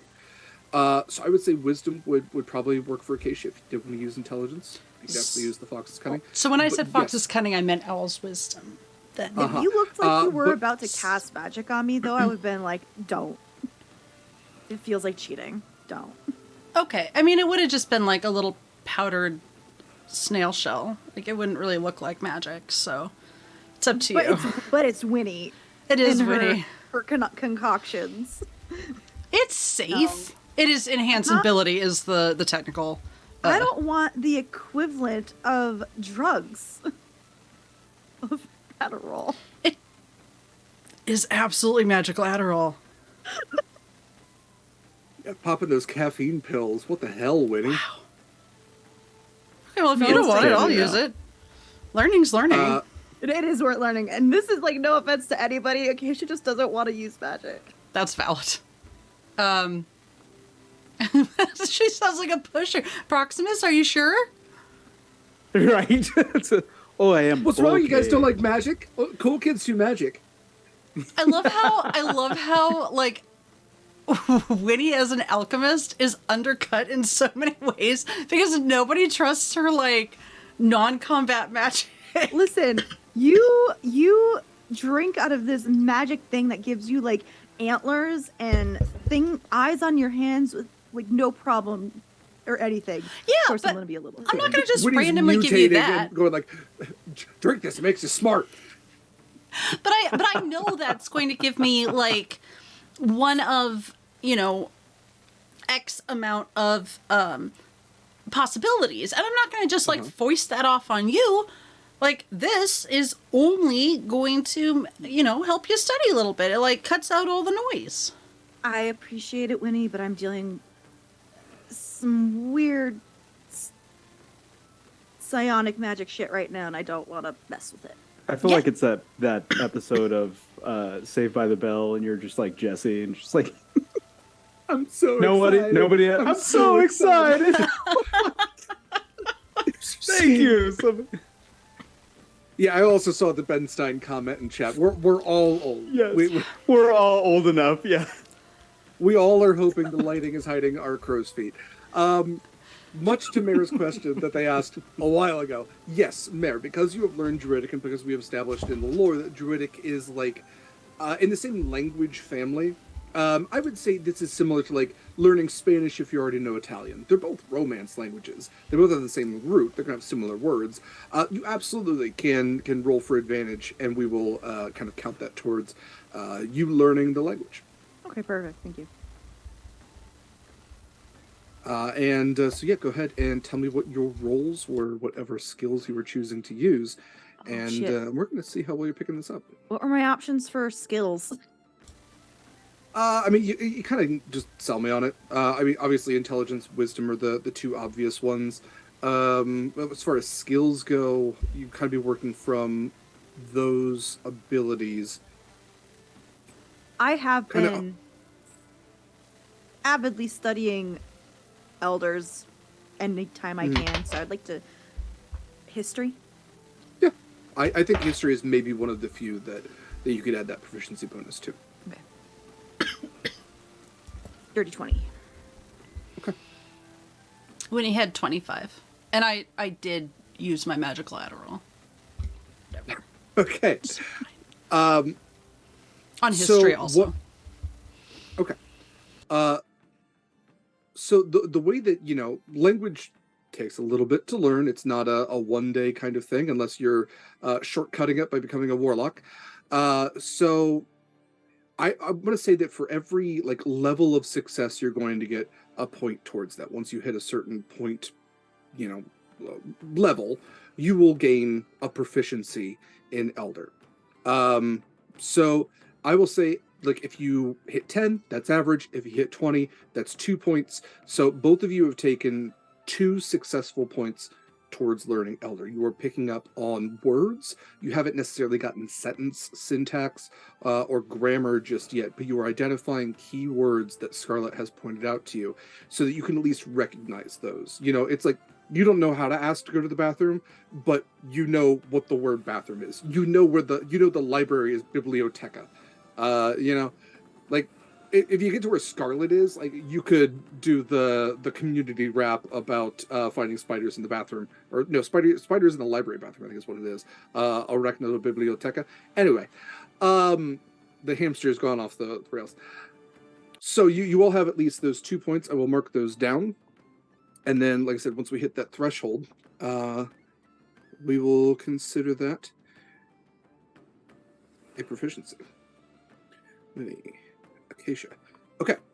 And that is going to take, I mean, this is several days, whether you're taking, we could say at least 10 days is probably what this is going to be to get those levels of success. It's not a, single day class. It's going to be at least a week, and you're getting those 2 points from it. What else is everyone doing during the 20 days of travel? Proximus is going to work on his changing his background from knight to pirate. So learning more of the sails and how everything goes around the boat. Sure. The ship, if you will. Or if you will. Yeah. Proximus, go ahead and this could be a dozen things too. Give me a roll, and let's see what you're picking up on this. I would say this is probably wisdom, because you're learning by doing. You're learning from other people. This isn't just like book smarts kind of stuff. It's learning knots, and it's learning knots, but spelled differently. 18. Pretty good.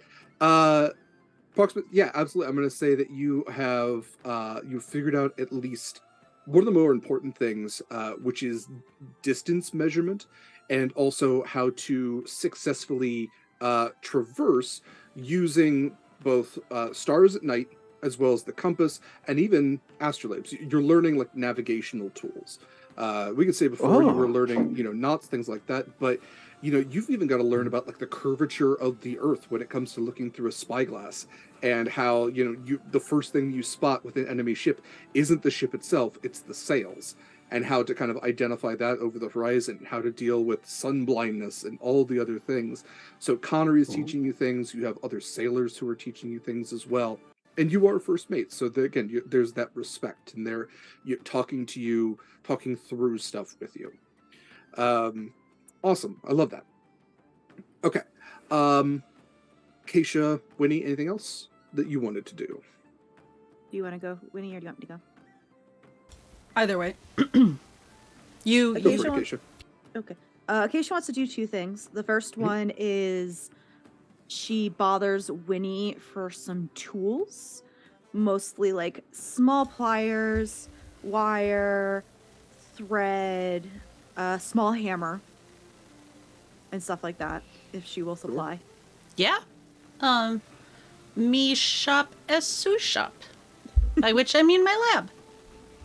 I will eventually return them. And throughout like several days, Acacia is starting to take a small crystal that she got while underwater in Almborg, and the staff feels right, but it doesn't feel right. So she's taking crystals, wrapping them up, hanging them in a bunch of variety of different combinations. At some point, the metal of the staff just naturally falls off as wood moves, and it looks like over like 3 days, it looks completely different than when you all last saw it. Okay, I like that. Yeah, even if you wanted to, the Bloodhound and the Redemption both have, treasure in their holds right now. If you wanted to pull a couple of gems out of that and utilize those, it is part of your treasure. So you can actually like chip off bits or pick smaller gems out of there. I grab what cool. feels good. Yeah, absolutely. It has a resonance to it, you might say. I also want to say that at some point when Wynni and Acacia, you are together, this like shadow kind of moves behind you. And as you all turn to look and then turn to look back, Edgar's standing there, little light paws on his hips. And he looks up. Hi, Edgar. Wynni would offer He the just clams. Oops, I was muted. Wynni would offer the clams that they got for him under in Almborg. Puts those little hands, puts them into his pocket. I hold out my fist for him. Little fist bump, makes it explode. Yeah. The Ewalker secret handshake. Yes, oh god. All right. Yes, please. I did have a second thing I wanted to do. Yes. at night at some point, probably more than once, alone, or as alone as I can get when people are steering the ship, the night crew. I want to just sit and listen. That we can do. So, one of the evenings, about halfway through your journey, absolutely, you are able to kind of take a place that isn't being otherwise, moved about. It's nighttime, so the people that are moving about at this point, it's very barren on the top of the ship. You have somebody manning the helm, a couple other people just kind of taking their place. The ships do move continuously through the night, unless you all say otherwise. They do not anchor at night.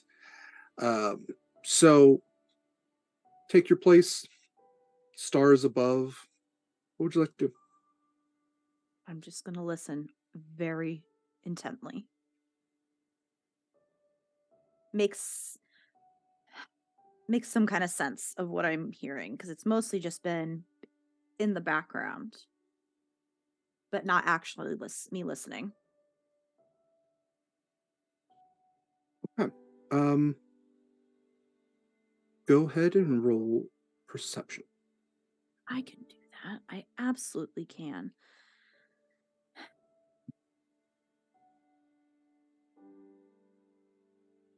That is a 28.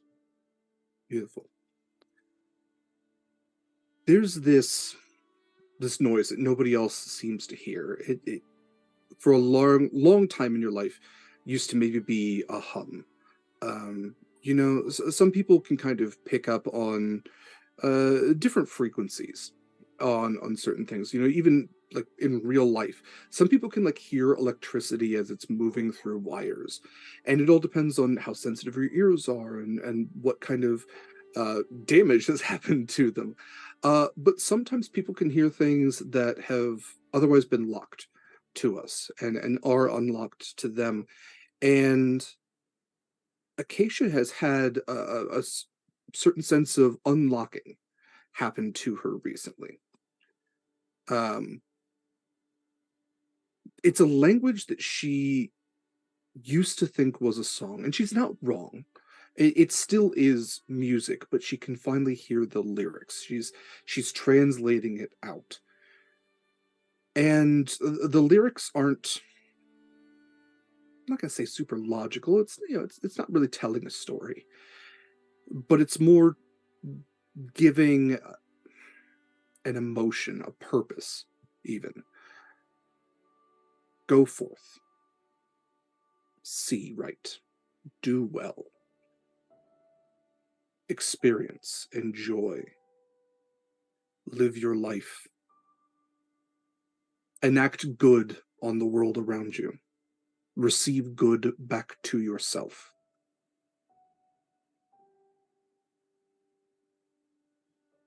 Allow no harm to come to others.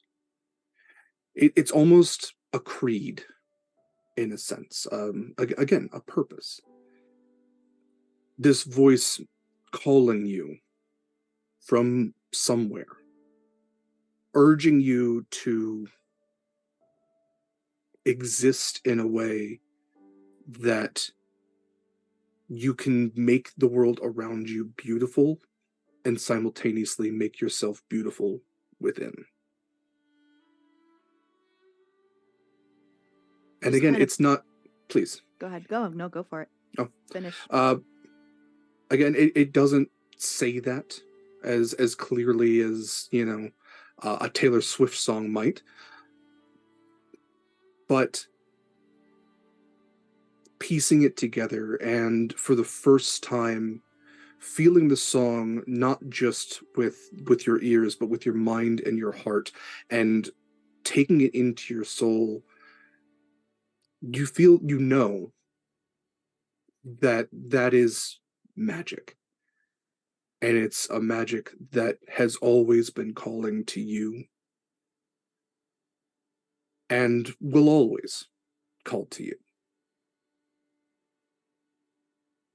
I'm done.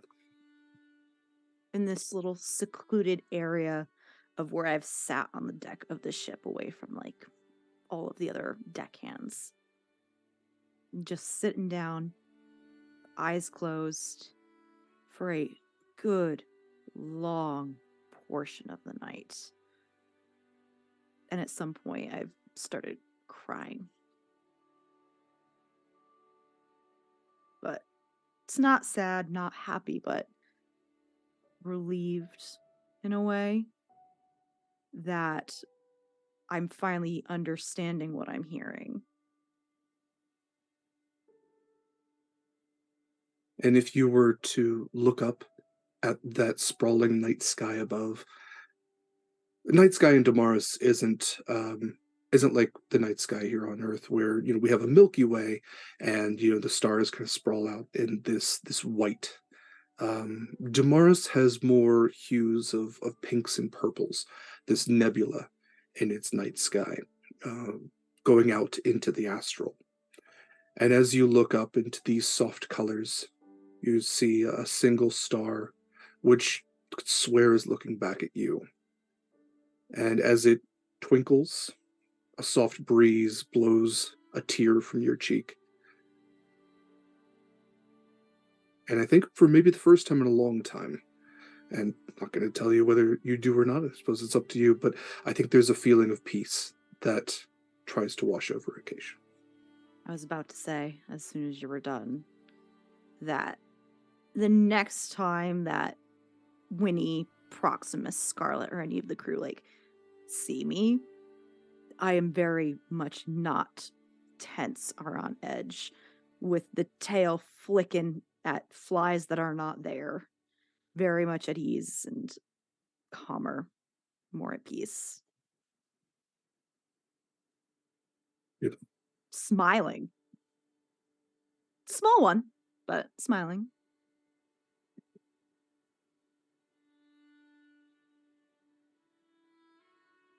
Is there anything anybody else had before we finish our journey?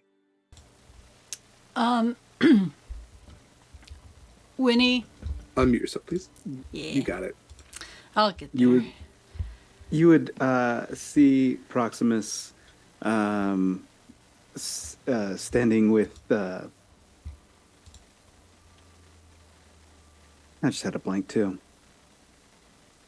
I was just so enraptured by I had so many warm fuzzies. Who are you standing with? Is it a player? Is it an NPC?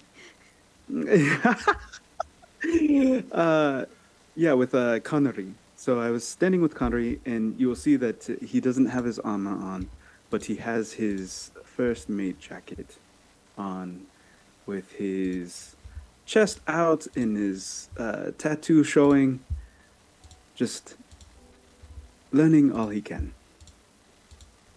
Wonderful. And Eva? Wynni would like to make as much petrification, antitoxin as she can. Okay. And would like to sit with that Pearl and little Jeffrey on either side of it, sort of like a scrying ball. Mm-hmm. And see what she can learn about that. Okay.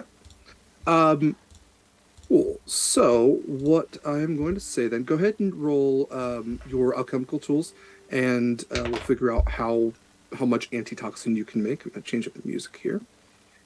And then you're using identify for the object. Do I have identify? I must. You do. You've used it before. Yeah. We're good. Panicked look to little Jeffrey. What do you mean you don't know it? I don't know it. So that's 8, 4, 22 on alchemist tools, supplies. Cool. I'm going to say with that, you were able to successfully make 2 vials, 2 potions that will cure petrification. Cool. And using Identify, you discovered that this is a pearl of power. You can go ahead and add that to your. It sounds a lot more powerful than it is. You can add that to your inventory. It is an uncommon magic item. Yeah, it when it's on your person, you can use an action to speak its command word and regain 1 expended spell slot. The expended spell slot was a 4th level or higher. The new slot is 3rd level. Once you use the pearl, it can't be used again until the next dawn, and that is for any spellcaster. So Wynni can absolutely keep it, or I guess hand it off to almost anybody at this point, since you all decided to cast something. Might even be nice for the warlock who only has so many spell slots. Just throwing it out there. That's a huge pearl of power, though. It's like the size of a grapefruit. Yeah. This is. Yeah. I know. Typically, they are like pearls. But it didn't make a lot of sense to me that a huge creature would just have a. So yeah, you can put it like a satchel or something. We can consider that on your person. It's a chunky one. I thought about giving you a legendary Nightfall Pearl, and that felt excessive because you'd be able to summon night at any point in time, which feels game-breaking. Seems fine. Seems fine. Seems That's super where you fine. just give it a drawback. For a shadow sorcerer, like that is primo. I'm like, that's super good for at least half the party. For the Star Druid and the Shadow Sorcerer. Yeah. Hey, I technically haven't taken my subclass yet. That's just there you go. That's true. As if I was going to take anything else, though. I have some theories, not theories, but ideas about the Pearl of Power, but I will we can talk about that like off. Sure. That's like housekeeping business. And just to be clear, not cursed, right? No, it is not cursed. Okay. Just checking. It was just formed by magic, and it's not cursed. That's fine. She's gonna work on her potions. She's going to probably pace a lot, and she's going to get even more not annoying, but kind of. So where she had kind of been reclusive in her workshop when she was studying the remains of the Elder Shard, since she's kind of tapped that out for the moment, I think she's going to be in her workshop, and then she's going to be up on deck kind of talking to anyone who will listen. And I think Scarlett, I could be wrong, Kaila, let me know. Possibly why Scarlett gets a headache and kind of retires for a little while is dealing with Wynni just chattering away. I could be wrong. Wynni will not take it personally if it's true.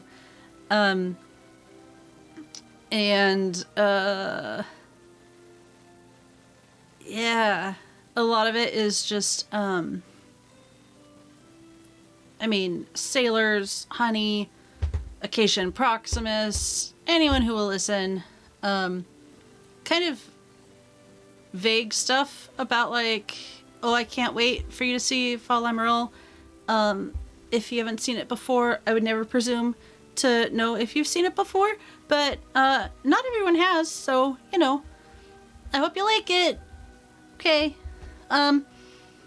Acacia, I can't wait to introduce you to my favorite manatee. I think you'll get along super well. I raised it from when it was just a little calf. And, they're very friendly.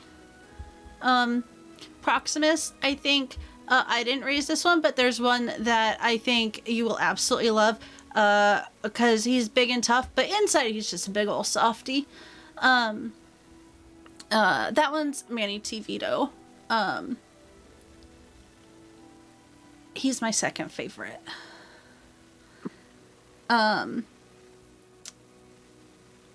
Yeah. Caroline is my favorite. Do they all have names? Yeah. Why wouldn't they have names? Just a lot of manatees names to remember, that's all. You don't have to, they're not gonna, Acacia, they're not going to be offended if you don't remember their names. Plus, a lot of them look alike, especially if you're not very familiar with manatees. Sometimes you can tell the difference because of, like, sometimes they have scars because, you know, it's kind of unsafe down there. And, like, sometimes things, like, break through and, like, we'll try and, like, make off with some of the manatees. We have pretty good security, but not all the time. So, you know, there's that. Some of them are, like, you know, kind of dappled. Some of them aren't. You get used to them. I'm sure they're lovely. Yeah, they're real friendly. And then there's the dogfish. Why are you looking like that? I've just never heard of a dogfish before. Oh, they're sharks, but they're real friendly. Okay. There we go. Yeah, they're not the chompy ones. I mean, they're little chompy.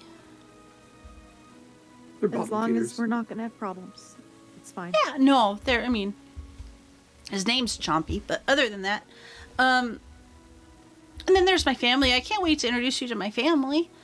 And then, you know, the city's pretty. If you like cities, like big cities. Cities are nice. No offense to Allenborg. Is it much larger than that? Oh, yes. Sorry. I thought that was a joke. Yes, it's much bigger. It's... I have not been to very many underwater cities. Yeah, it was kind of an asshole move of me to laugh at that. I'm sorry. It's been a while since I've been home, so it's, you know, I'm just a little nervous. It's okay. Relax. Take all the time you need. You deserve to be home with your family. Thank you. Do you want us to maybe allow you to go by yourself for a while to catch up with your family, and then we can join you later? Oh, no, so that I you mean... could have time with your No, I family want to alone? introduce you to my family, because you're my other family. Thank you, Wynni. I agree with you, but I just want to make sure that you have time for your family. They're alone. gonna love you. Personal time is what Proximus is trying to get at. Right. Oh, Though I don't think you actually take personal time much. You're always with I us. don't know. Yeah. Look. It's a lot. There's a lot going on. And I'm excited. It's just... I wish it was under better circumstances, for one thing. You know, we're bringing a lot of refugees to hopefully a new home, which is good, but sad circumstances for them. And there's war everywhere, which is also not great. So I wish it was just sort of like a little picnic, like, hey, we're just dropping by on the way to go do something fun. But we're not. I do think it would be good for you to see your family first. I can go with my dad's to try and figure out where would be a good place for the refugees to stay. As in, like, if there's anyone willing to assist. Because we just can't drop 4 keel boats off. Oh, no, you can't. But they know you're coming, which will help. Okay. And, not in like a, hey, we're dropping off refugees sort of way, but in like a, hey, we have a proposition for you sort of way. And would like your help.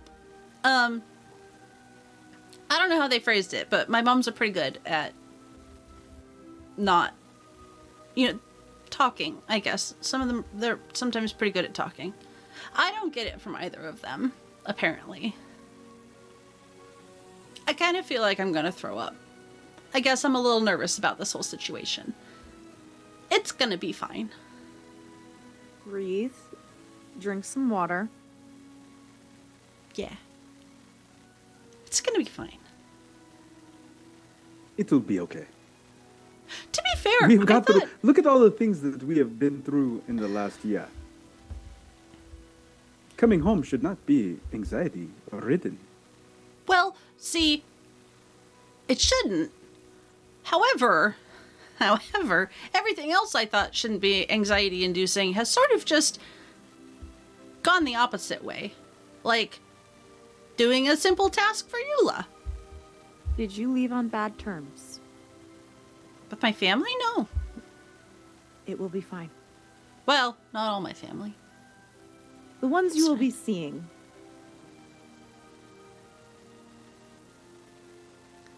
90% no. It will be fine. 95% no. And worse Wynni- comes to worse, you go hide with the manatees in the herds. I used to do that anyway, even when like everything was great. They're fun to hang out with. It's very calming, just very like zen. So maybe manatees first, then family.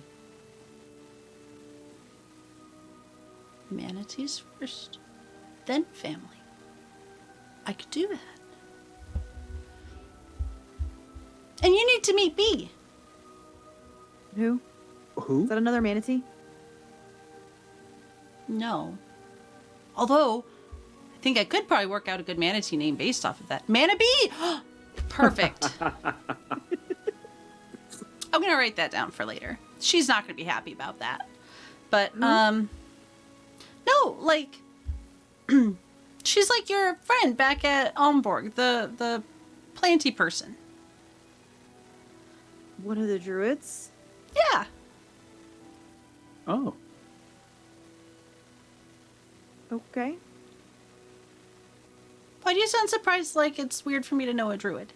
No, that's not Not what at I'm trying all. to get at. It's just... DM, side note before my cough syrup addled brain forgets, Wynni is doing whatever she has to do to keep that plant alive that she was given by the treant. It Just- wasn't going to die. It wasn't, but also Yeah. just like, for the record. Yeah, I also should ask if Proximus has been watering his plant that he was gifted by Wynni. I feel like Proximus, whenever he leaves the boat, he leaves the plant with Constance. Okay, so he has re-gifted the plant to Constance. No, Okay. no. She just watches over it. Babysits it. Plant sits Babysitting. it. Right. Oh, she's Plant she's shit. frustrated every Yes. time you leave. Like, I'm a medical professional. Please stop giving me plants. But this will really liven up the place. It's very dark and there's some blood everywhere. It's always nice to have a plant around. So, okay, the plant's still alive then. Constance won't let it die. It's her Hippocratic oath. It even applies to plants. Right. Constance Do no is too harm. good for us. I know. So, in these final days of travel, let's say we can skip to the final day. You all are getting pretty close now as far as charts and charters can kind of inform you. Where is everybody going to be on the boat? Is it midday? Ish? Let's see. We'll probably talk. Yeah, probably getting towards midday. It's probably going to be like early afternoon when you hit the city. So you're about an hour out is what could be estimated with good winds. I feel like Proximus is very busy going from post to post, checking up on everyone, making sure that everyone is well hydrated. He takes over a shift so that somebody can go down to the galley to go eat. He goes up to the crow's nest. He checks on Sammy, sends him down to take a rest while he covers the rest of his shift. He's just all over the place. Cool. Proximus, go ahead and roll me for perception when you're up in the crow's nest.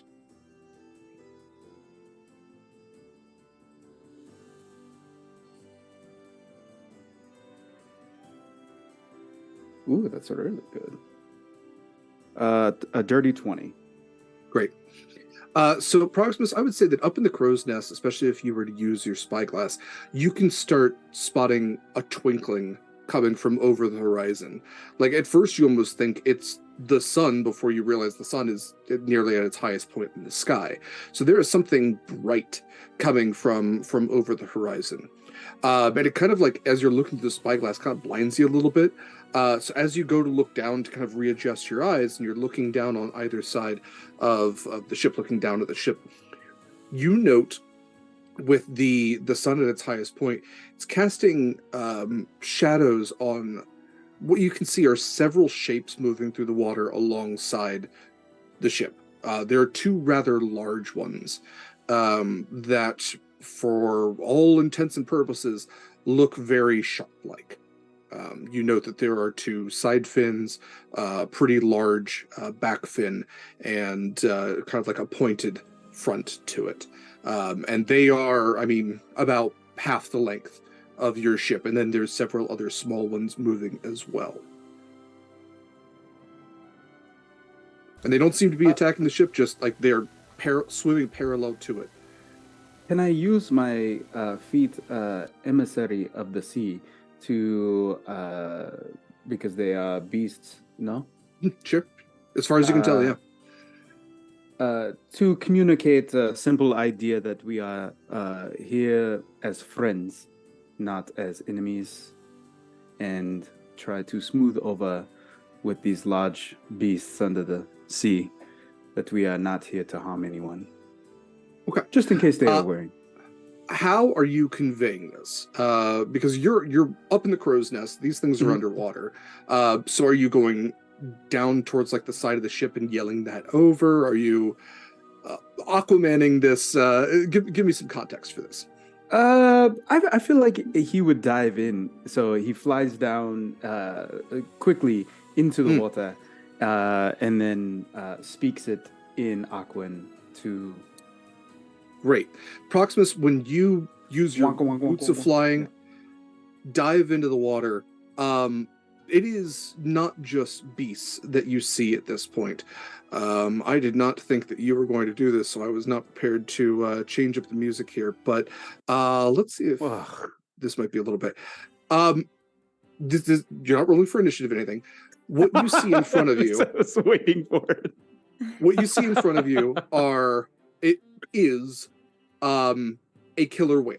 It is black and white orca, atop which is a saddle and a well-armored and armed sea elf. Behind them are 6 other sea elves, all holding onto the dorsal fins of armored dolphins. And as you jump in, like, the reins kind of get pulled back on this killer whale as they all kind of stop. And as you convey, like, we're friends, holy shit, the sea elves all kind of stop and go to draw their weapons before the main one on the orca, which seems to be the captain, kind of like holds up a hand. And he is dressed in what almost looks like coral turned into armor. It is metal, but it has like the spikes that you might see on a conch on his pauldrons. His helmet almost looks very shell-like as well. It's very oceanic, despite the fact that it is not, or it is metallic. It is not natural to the ocean. And in Aquan, he kind of calls out to you, and he says, "What purpose do you have at Fal Laimaril?" We are here with Wynni. I don't know if you know her, but she is from this city. We are here bringing her back to her home. He, now that narrow. I think about it, I don't know if I even know Winnie's last name. Solid. He like squints at you and says, "I'm going to board your ship. I suggest you get back aboard, or my men will drag you there." Well, actually, are you the one in charge? He doesn't even listen. The orca, he kind of like rears back on it, and it lunges out of the ocean. He jumps off of it. Everybody on board would watch as you now have 14 sea elves standing aboard your ship. The Bloodhound, equally so. Weapons are drawn.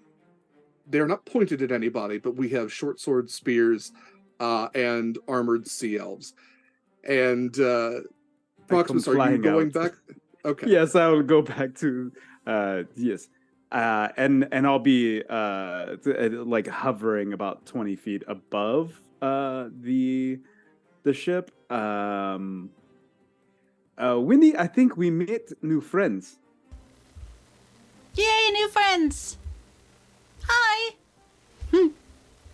They turn to look at you. In Elvish, he's going to say, "Are you a citizen of Fal Laimaril?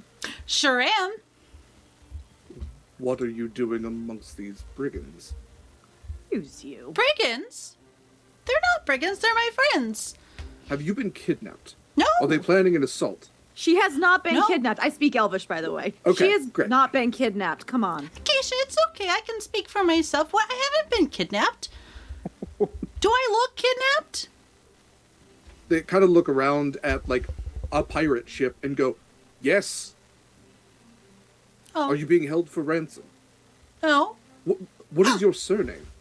Evandriel? And they turn. "She comes from money.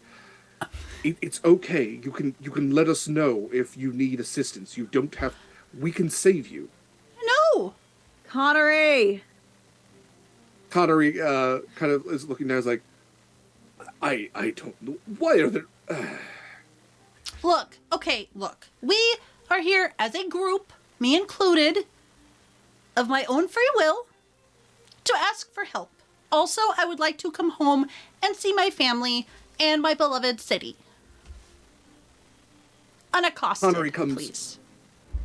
Connery comes walking down from the helm, and also in Elvish.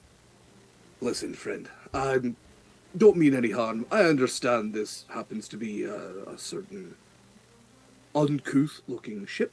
I assure you that we are simply harboring refugees from the Empire that are looking for a new home. We were directed here by one of your own, and we assure you that we will do no harm while within the borders of your city to its people or their purposes. All my own." He's big on honor. And- You can trust him. And the knight kind of, like, again squints at him, to which Connor goes, "Fine, you know what? I didn't want to have to do this. I'm going to call in a favor."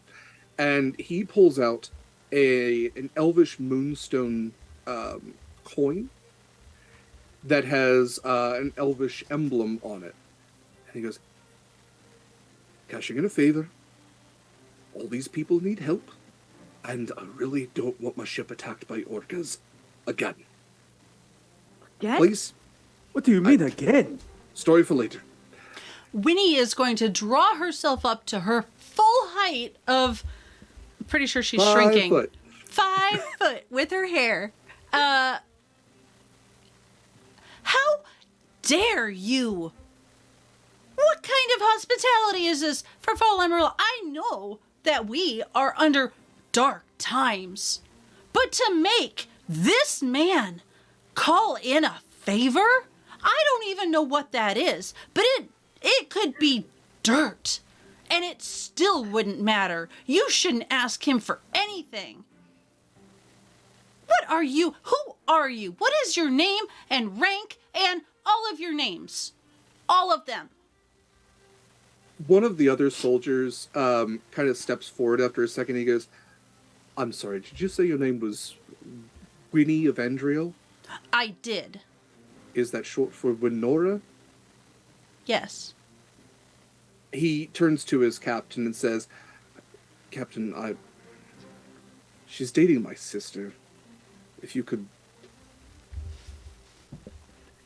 Wynni, Yes. Sigrun, he takes the helmet off. You would recognize this is his brother, part of the city guard. Listen, you It's came in good on to see. 2 pirate ships. No, I Like, get it. I get it. It looks We've been rough. attacked recently, like, big misunderstanding.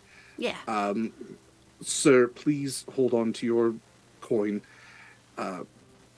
We will escort you into the majesty of Fal Laimaril." And he looks at his captain and goes, "You really, really don't want to deal with her moms." I mean, yeah. "I'll let B know that you're back in town." Thanks, Sigrun. And with that, all of the weapons get sheathed, all the short swords and the spears get put on their backs, and all of the elves very like what do I say, like almost choreographed, like a very militarized dive back into the ocean. Like each of them will dive in synchrony. Yeah, that's also not a word. Synchronously. Synchronization. They're synchronized when they all dive back to the ocean, like a foot onto the railing, and then they all dive, and then the other group does. Wait, hold on, Derek. Before they go, Mhm. and after Wynnie's like given like her scolding voice, I do want to say something along the lines of like, any harm comes to my people, there will be hell to pay. I just motion to the keel boats. Honestly, those were the least of our worry, considering they're not armed. Point still stands. So it does. Apologies again for the misunderstanding. We were attacked recently, and our border security has become a bit zealous. And again, pirate ships. And at that, he kind of like dives backwards over. What freaking Okay. pirate ships? Okay, by Do we need to paint it? I thought we just. attacked by who? Didn't we just get this? Remember what we learned in Allenborg? Yeah, it was. You were wasn't. told by the food vendor that some Sahawakan and Yeah. Aldani or lobster folk attacked. It wasn't pirates. It was Right. but it was still Yeah. an attack. So there. Was it Swahagan? Sahawagan? Sahawagan and Aldani. Sahawagan. Yeah. Yeah, Aldani and Homerids, which are lobster folk and crab folk. I made okay, my eye so- twitch. Well done. Immersion. You all are escorted the rest of the way. You see that there are 4 orca captains for either side of the 2 main vessels, and then the dolphin riders behind, who less so ride the dolphin and more like hold on to a fin and kind of propel themselves that way. They travel with you the additional half hour it takes to get to Fal Laimaril, and as you all approach this city, what you see is this is probably the most beautiful city that you have ever seen in your lives. And what you see as you approach, again, that twinkling that Proximus noted, there are these large domed spires that extend out of the water. There are several of them collected together. At the top of the highest one, far off, miles in the distance, you can see that there is a light twinkling from it, almost like a lighthouse that is so brilliant and vibrant you can even see it during the day. And as you look around, you can see all of these buildings stretching out. You see a bit of wall extending upwards too as you travel through an archway. There are statues of elves that are like colossus sized that again extend outwards. And as you're looking around, you realize you're not even looking at half of the city. That as it extends downwards and the light kind of peaks upwards, you are in this shoal area where there are buildings built into like the sandy shoals, but as you go deeper into this this kind of greenish blue clear water, you see an entire metropolis beneath you, of cities built on top of cities in a great cavern beneath, and there are bridges and there is life and there are layers of people and beings all moving about. And it stretches on again for miles and miles. You assume that the twinkling light is probably like where the king and queen probably live. That is the royal palace. And again, it extends even further than that because that would be the center of this city. And yeah, it is pure beauty and light, and you absolutely understand. Those of you that speak Elvish would understand where the name Fal Laimaril comes from, is the green gem of the elven people. How would you all like to proceed? Are you all heading directly to Wynnie's home? At some point up until now, especially because we had talked about splitting up, and just odds are good they're going to split up at some point anyway, because the city is so large and there's so many things to see and do and places that might be of interest to people. Wynni would have drafted up at least 3 maps, probably one for Connery, of the city with relevant like, hey, this is where the broken mast is. This is where the not town square, but like the central hub is. Like, this is the main shopping district. Like, this is where the best pub food is. Like, Where you live. yeah, Broken Mast Farm With a big star. Oh, okay. Yeah. And I think it would have slipped her mind up until probably Acacia would have said that, and she'd be like, "Oh yeah, it's called the Broken Mast because there's a shipwreck, and it is descriptive because there's a Anyway, so yeah, if there's anywhere that you want marked down, just let me know, and if I know of it, I'll put it on here.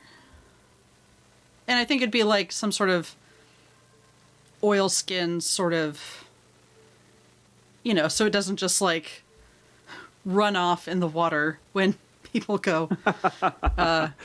I will go into details if needed, but I would like to think in a water world such as this, That is doable. yeah, it wouldn't take too much to, but I would like to specify that it is water resistant anyway. And I will also use my cartographer's tools if needed. You got it. So are folks sticking together? Are you all breaking apart? What are we doing? You can come straight with me.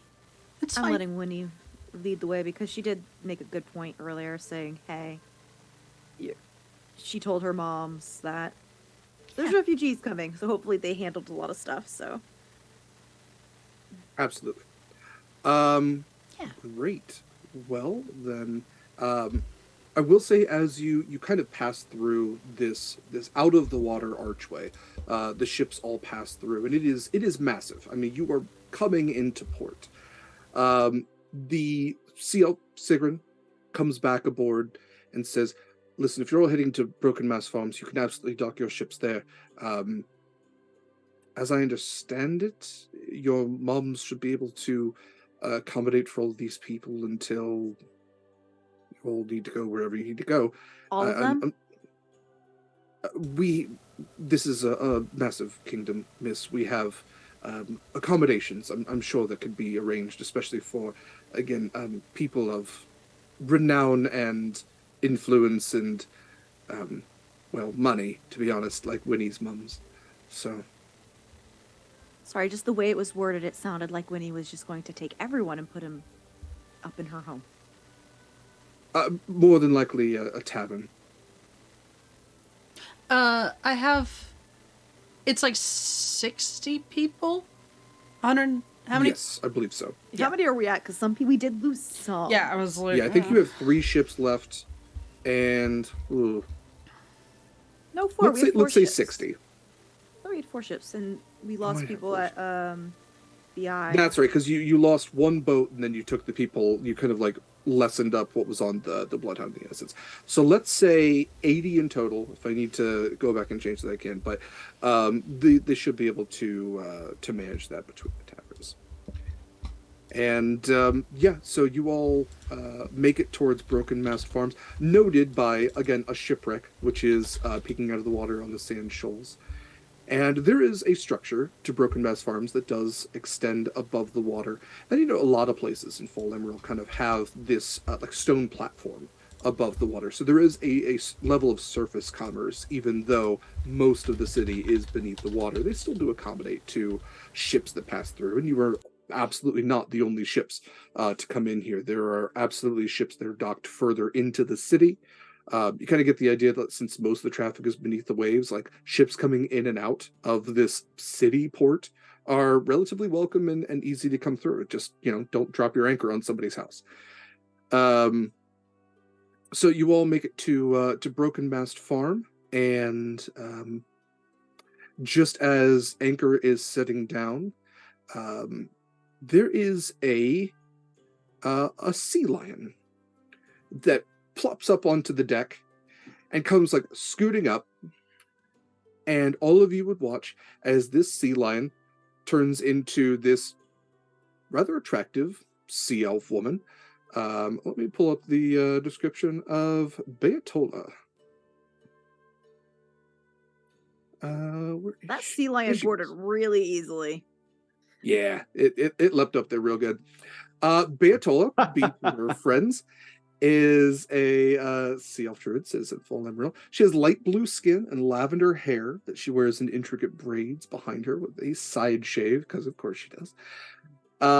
She takes pride that some small sea creatures will use her hair to gather in, and currently has a small family of seahorses residing therein. She dresses in high-collared outfits of linen and leather with a silver scale shawl, and her legs are often covered but free to move about as she swims. She carries a satchel with a variety of treats for marine life that she befriends, and B changes from sea lion to sea elf with this big smile and goes running up to Wynni, throws her arms around her. This sea elf is short, even by Wynni standards. And yeah, she's like 4 or 5. And she pulls back and she goes, "Welcome home, Wynni. Happy birthday." Thank you. Is it my birthday? Wait, it's your birthday? And I've like started to run, like I do the like running to meet her and like give her a big ol' hug and a kiss. I give her a kiss before I start to do the math on what day it is. It's a day early, but happy birthday anyway. Welcome home. Thank you. I'm really excited to be here. Immediately shoots a look at Acacia, like, Yeah, I shoot you a look back, and now I'm like, I mind link with you. oh yeah, I forgot you could do that.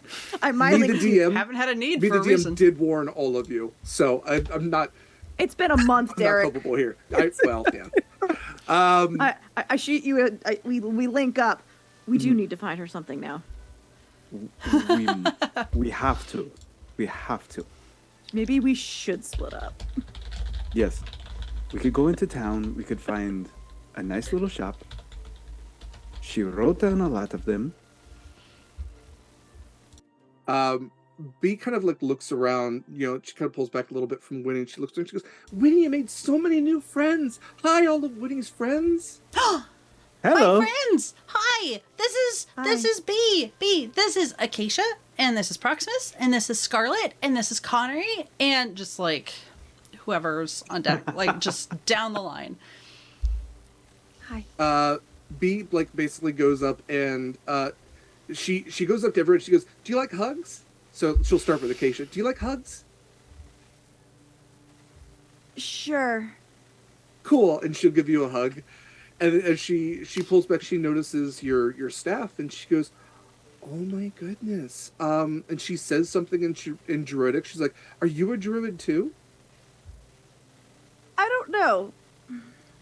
"Oh my god, you answered! That's so cool. You are. That's really neat." "Okay." And then she'll go over to Proximus. "Do you like hugs?" Yes, "Cool." And she's already hugging you. Whoop. "I really like your really cool armor. This is really neat." Thank you. "Okay." It's very nice to meet you. And she goes up to Connery. "Do you like hugs?" Yes. And she gives Connery a big hug. And he's kind of like pushing her away, but not that hard. Like he could very easily get this sea elf off him if we want to. After she has done the rounds, and she looks over to Scarlett and she goes, "I'm going to get you later." Over on the Bloodhound, Scarlett has avoided this one. Completely forgot about the whole ass other ship. Yeah, Scarlett would not be there. Scarlett would be on her ship. All 5 other ships. Yeah. All 5 other ships. So B kind of looks around. She goes, "Wynni, it's really great to have you home. I already talked to your mums. They're just doing the last stuff around the farm right now. Your sister's here, of course. She's being a pain. Your oldest brother's here, and I understand your second oldest brother is on his way, but everybody's super excited you're going to be back for your birthday." I can't wait. Which reminds me, I have a present for you. And she's gonna... Not how this works. It is how this works. And she's gonna haul out the treant flower and just present it. Oh, I love it. Yeah, it doesn't have a card on it or anything because we don't really do that. So Yeah, ink and paper in the water and all that. Yeah. Cool. Well, your mom, you did call ahead. You sent ahead, which was awesome. Because your mom's already rented out one of the taverns for all the people that you have. One of the surface ones. So it's. oh, good. I waiting. couldn't remember if I was clear on that or not, but good. I'm glad. I think you were. So we're gonna say you were. So yeah. Let's see. You named a couple of taverns, I believe. You did. So I'm gonna take all the people over. I can escort them all over to Foam's End, or Reef's Rest. We kind of grab both, and It's a lot of get people. them all set up and get them off the ship.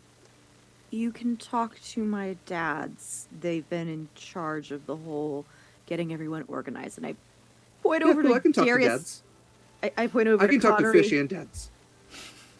and Darius. Not Connery. Curio and Darius, who she probably hugged. She did, yeah, absolutely. She's like, "You're metal. That's neat." So sleek. Yeah, I'll get everybody set up. Thank you. Winnie's gonna kiss her forehead, and yeah, I'll see you soon. You will. I'll be back real quick. This shouldn't take long. Go ahead and get cozy and all that. Welcome again to Fal Laimaril. If you need anything, my name is B, and I'm your friend, and I would be happy to help you. Also, It's so nice to meet you. I have to apologize, Wynni. My brother did tell me that the one guard was rude to you. So It wasn't his fault. Sigrun's fault, I mean. It No, wasn't really the Sigrun's other. fault, yeah. It wasn't really the other guard's fault either. It was a little rude, but I get it. It worked out. it's cool. I'm gonna turn to an octopus and ink in his food later. So Yeah. okay. I'll see you all again soon. Again, make yourself comfortable. And she goes to dive over the side of the ship. As she does, she turns into a dolphin. Okay. She's real good at that. You all now She's find yourselves bubblier than you. in I some didn't think ways. we would meet anyone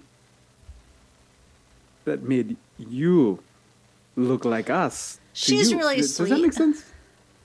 Not saying she isn't. No, she seems very nice. I think Connery you kinda all are comes nice down. too. I don't know what you mean by makes me seem like you. Well, like, I don't know. Less enthusiastic. Right. Oh. Yeah, she's energetic. Just a little bit. Connery comes down. I feel like I need a nap after that. You and me both. We are going to go ahead and dock here. I suppose the rest of us are going with Keisha's dads and Beatola, and we will get everyone set up. If you need anything, suppose we'll be at the tavern or around the city. Just let me know. Thank you, Connery. Captain, if you ever need a hug, and he just whispers it in his, I will give you a hug. It is okay. He like pulls you in for a bit of a hug, and like with a big paw like that spans your back. He whispers back. He goes, "I killed you once. I'll do it again." It is okay. I know you mean that with love. Okay, he looks to you and all goes, all right, get the fuck off my ship then. Okay, bye. Make new friends. Bye. Have fun. So we can say that Wynni, Keisha, Proximus, and Scarlett on the other ship all go diving down to Broken Mast Farms. And as you all look around at the majesty of Wynni's home, this sprawling estate is what I'm going to call it, you can see that there is a pen for giant seahorses, for manatees, for dogfish. It's this vibrant place where there's all of this like kelp for things to eat, and all of this coral that brings it color. And again, this like white stone that's both part of the natural environment, but built even more into it. So it extends out. Elves have the kind of thing where they incorporate the natural environment into their architecture. And Winnie's moms have absolutely achieved that and created a very beautiful home. And swimming at the end of the property as you all hit the water and adjust to your surroundings, adjust your eyes and breathing, you would see Winnie's family. There is two rather beautiful women who have their like arms around each other that you might identify as Winnie's mom, and a male sea elf with kind of like a very close, short haircut. Close cropped haircut is what I meant to say. And he's dressed in not armor, but almost like military regalia of sorts. Like there was a military cut to his clothing. And he has an arm in a sling, but is kind of maintaining buoyancy by kicking his legs. And then there's a younger female sea elf, which has a lot of swords on her. And as you all go swimming towards Winnie's family, I think that is where we were going to end for the day. So we will pick up next time with the birthday of Winora Evandriel. You have 1 day to get a gift. Good luck. We can do it. Surprise! Thanks to Eva, we do have shops and things that you all could check out. Great. Drop them info. Yeah, absolutely. So if you have ideas. Swords? I don't think Winnie does have a sword. Winnie did have a sword. No. Oh, I'm sorry. How many swords does her sister have? On Lena. Lena has at least 2. At least 2. Yeah. That we I feel like see. she's the kind of person who like wears swords as like part of fashion because she's really cool. So what is Winnie wearing right now? Like, are you battle garbed? Are you... Oh, that's a good question. Yeah, did Winnie change to go home? Casual, yeah. Dressed up? Okay, see, I would say that normally Winnie would have made like a, Winnie would have been wearing her armor and had at least her trident and stuff like up until they docked and everything. Because that hell clam, I know it had a real name, Dread Nightmare. Death's Embrace. Death's Embrace. Really shook her in terms of like, hey, we're basically in a town doing a normal task and be prepared. Yeah, so she's a little jumpy. But I think going under the surface, like she'd have stuff with her, but she's not wearing her armor. I guess I should probably like. I'm gonna regret that. Adjust your AC and everything. Yeah. No, maybe. Okay, but yeah, that is where we're going to end for the day. 4 whole points. Thank you to everyone for joining us today. Definitely join us next time as we explore more of this wonderful elven city. Figure out what's going on in the rest of the world because there's a whole bunch that I wrote down for this. Figure out what we're getting for Winnie's birthday, the most important thing. It was an absolute pleasure having you all in chat and having these wonderful players with me again. Even missing one. I do miss Kaila for this kind of stuff, so hopefully she's feeling better next week. We're going to go around and have these other people say a little bit about themselves, where you can find more of them. But again, from Sword and Key, for me personally, bottom of my heart, thank you. It means everything to do this, to have other people enjoy. That is why we stream this, and this isn't just a home game. I love seeing other people enjoy the story that we all are able to tell together here. I do also want to say one more time that if you do appreciate these people and are able to support in any way, definitely look at pally.gg to support. You can do it throughout the week too, and it always gets paid for it. The advantages all still come through. The black spots all still happen. So definitely check out our pally.gg. Everything gets evenly distributed, and it's a great tool that we use to show these players and our production staff that they are appreciated in a financial way. Okay, so yeah, let's go ahead and go around. Mare, tell us a little bit about your lovely self. Hello, I am Mary. You can find me on Twitter at Archmage of Dice, while it still exists anyway. Every Saturday night, you can find me here at 6 p.m. Eastern playing Acacia, your lovely rogue druid. And on Thursdays at 7 p.m. Eastern Standard Time, you can find me being your GM for Fraying Threads Visible Sun campaign. This coming week, shit is about to hit the fan, and we will have a guest this week. Val at Valiant Dorian will be joining us and reprising his role as Ishmael Kadir from my last campaign of Invisible Sun that was run on Frontier Roll Dice. It also hasn't been announced yet, but in 2 weeks at 11 a.m. Eastern Time, we will be running a one-shot of Invisible Sun being run by Val as a birthday gift to me and my birthday twin, Alex, and it will be a charity game. I don't remember the charity off the top of my head, but it's going to be a charity game, and it's going to be great. Mirrors are involved, and there's at least 2 messes in the party. That's all I got. Beautiful, wonderful, love it. Yes, definitely check out Fraying Threads. Like Bear said, for time math purposes, it is 4 p.m. Pacific time, and it is very exciting to have Val come back, since Val is a phenomenal person, phenomenal player that we featured in a number of things recently on Sword and Keys. So definitely check out all of Mir's stuff. Michael, where can we find more of you? Hi, fam. I'm Michael. You can find me at Michael Sandoval on Twitter, Instagram, and Tumblr. I do some art, and then I play Proximus right here every Saturday. Well, like almost every Saturday. Yeah. When we play, you're here. Yeah. Yeah. As always, a special thank you to Michael for doing the artwork, for continuing to do the artwork. Definitely check all that out on our Discord as well, as he puts more stuff out there. And as I try to take some of the load off of him by making logos for kingdoms and things like that, which I did make into Eve Walker logo that I forgot to actually share. So check out our Discord. We'll have more stuff there. Eva.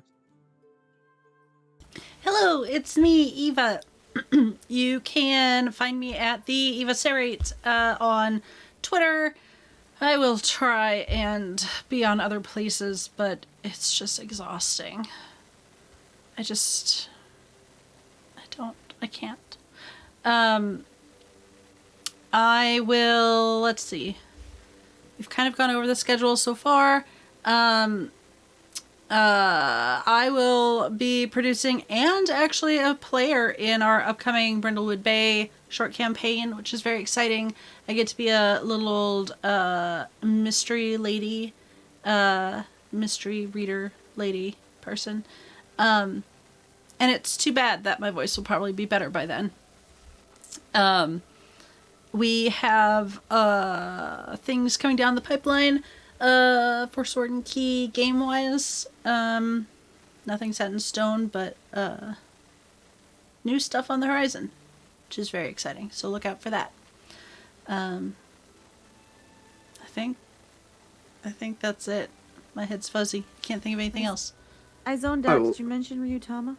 Ryutama. No, Yeah, Derek kind of does the Okay. full. Hell yeah. Yeah. I will get all your shit. That's why I made a Google Calendar for this, so I don't forget. Yeah. Yes. Hi, everybody. I'm Derek Sword. Again, I use he, him pronouns. I have been your GM. Well, thank you again to this wonderful cast. If you do want to follow me personally, again, while Twitter exists, as Mayor said, it's dsword16. I highly encourage you to follow our Sword and Key Twitter. It's Sword and Key with underscores on either side of the and, so between the 3 words. And you can also join our Discord. We have lots of chats there. You can see more stuff about this game, ask questions, all that kind of cool stuff. Looking at the calendar for Sword and Key, we have, what is today? The first. I'm not gonna. I don't want to. Oh, that's right. It's April Fool's Day. Yeah, but no, whatever. I changed our logo to be inverted. That's all I did. We have Horizons. I did, yeah. On Twitter, we have Horizons Call coming up next week. Barring anything happening, of course, we have Fraying Threads at 4 p.m. Pacific time every Thursday. Horizons Call is 3 p.m. Pacific. The Ryutama premiere is the 9th. That is 10 a.m. That is Easter Sunday, for those of you tracking that. So definitely check out the Ryutama game. That has Anik running that. That will be a weekly game, so every Sunday at 10 a.m. Pacific.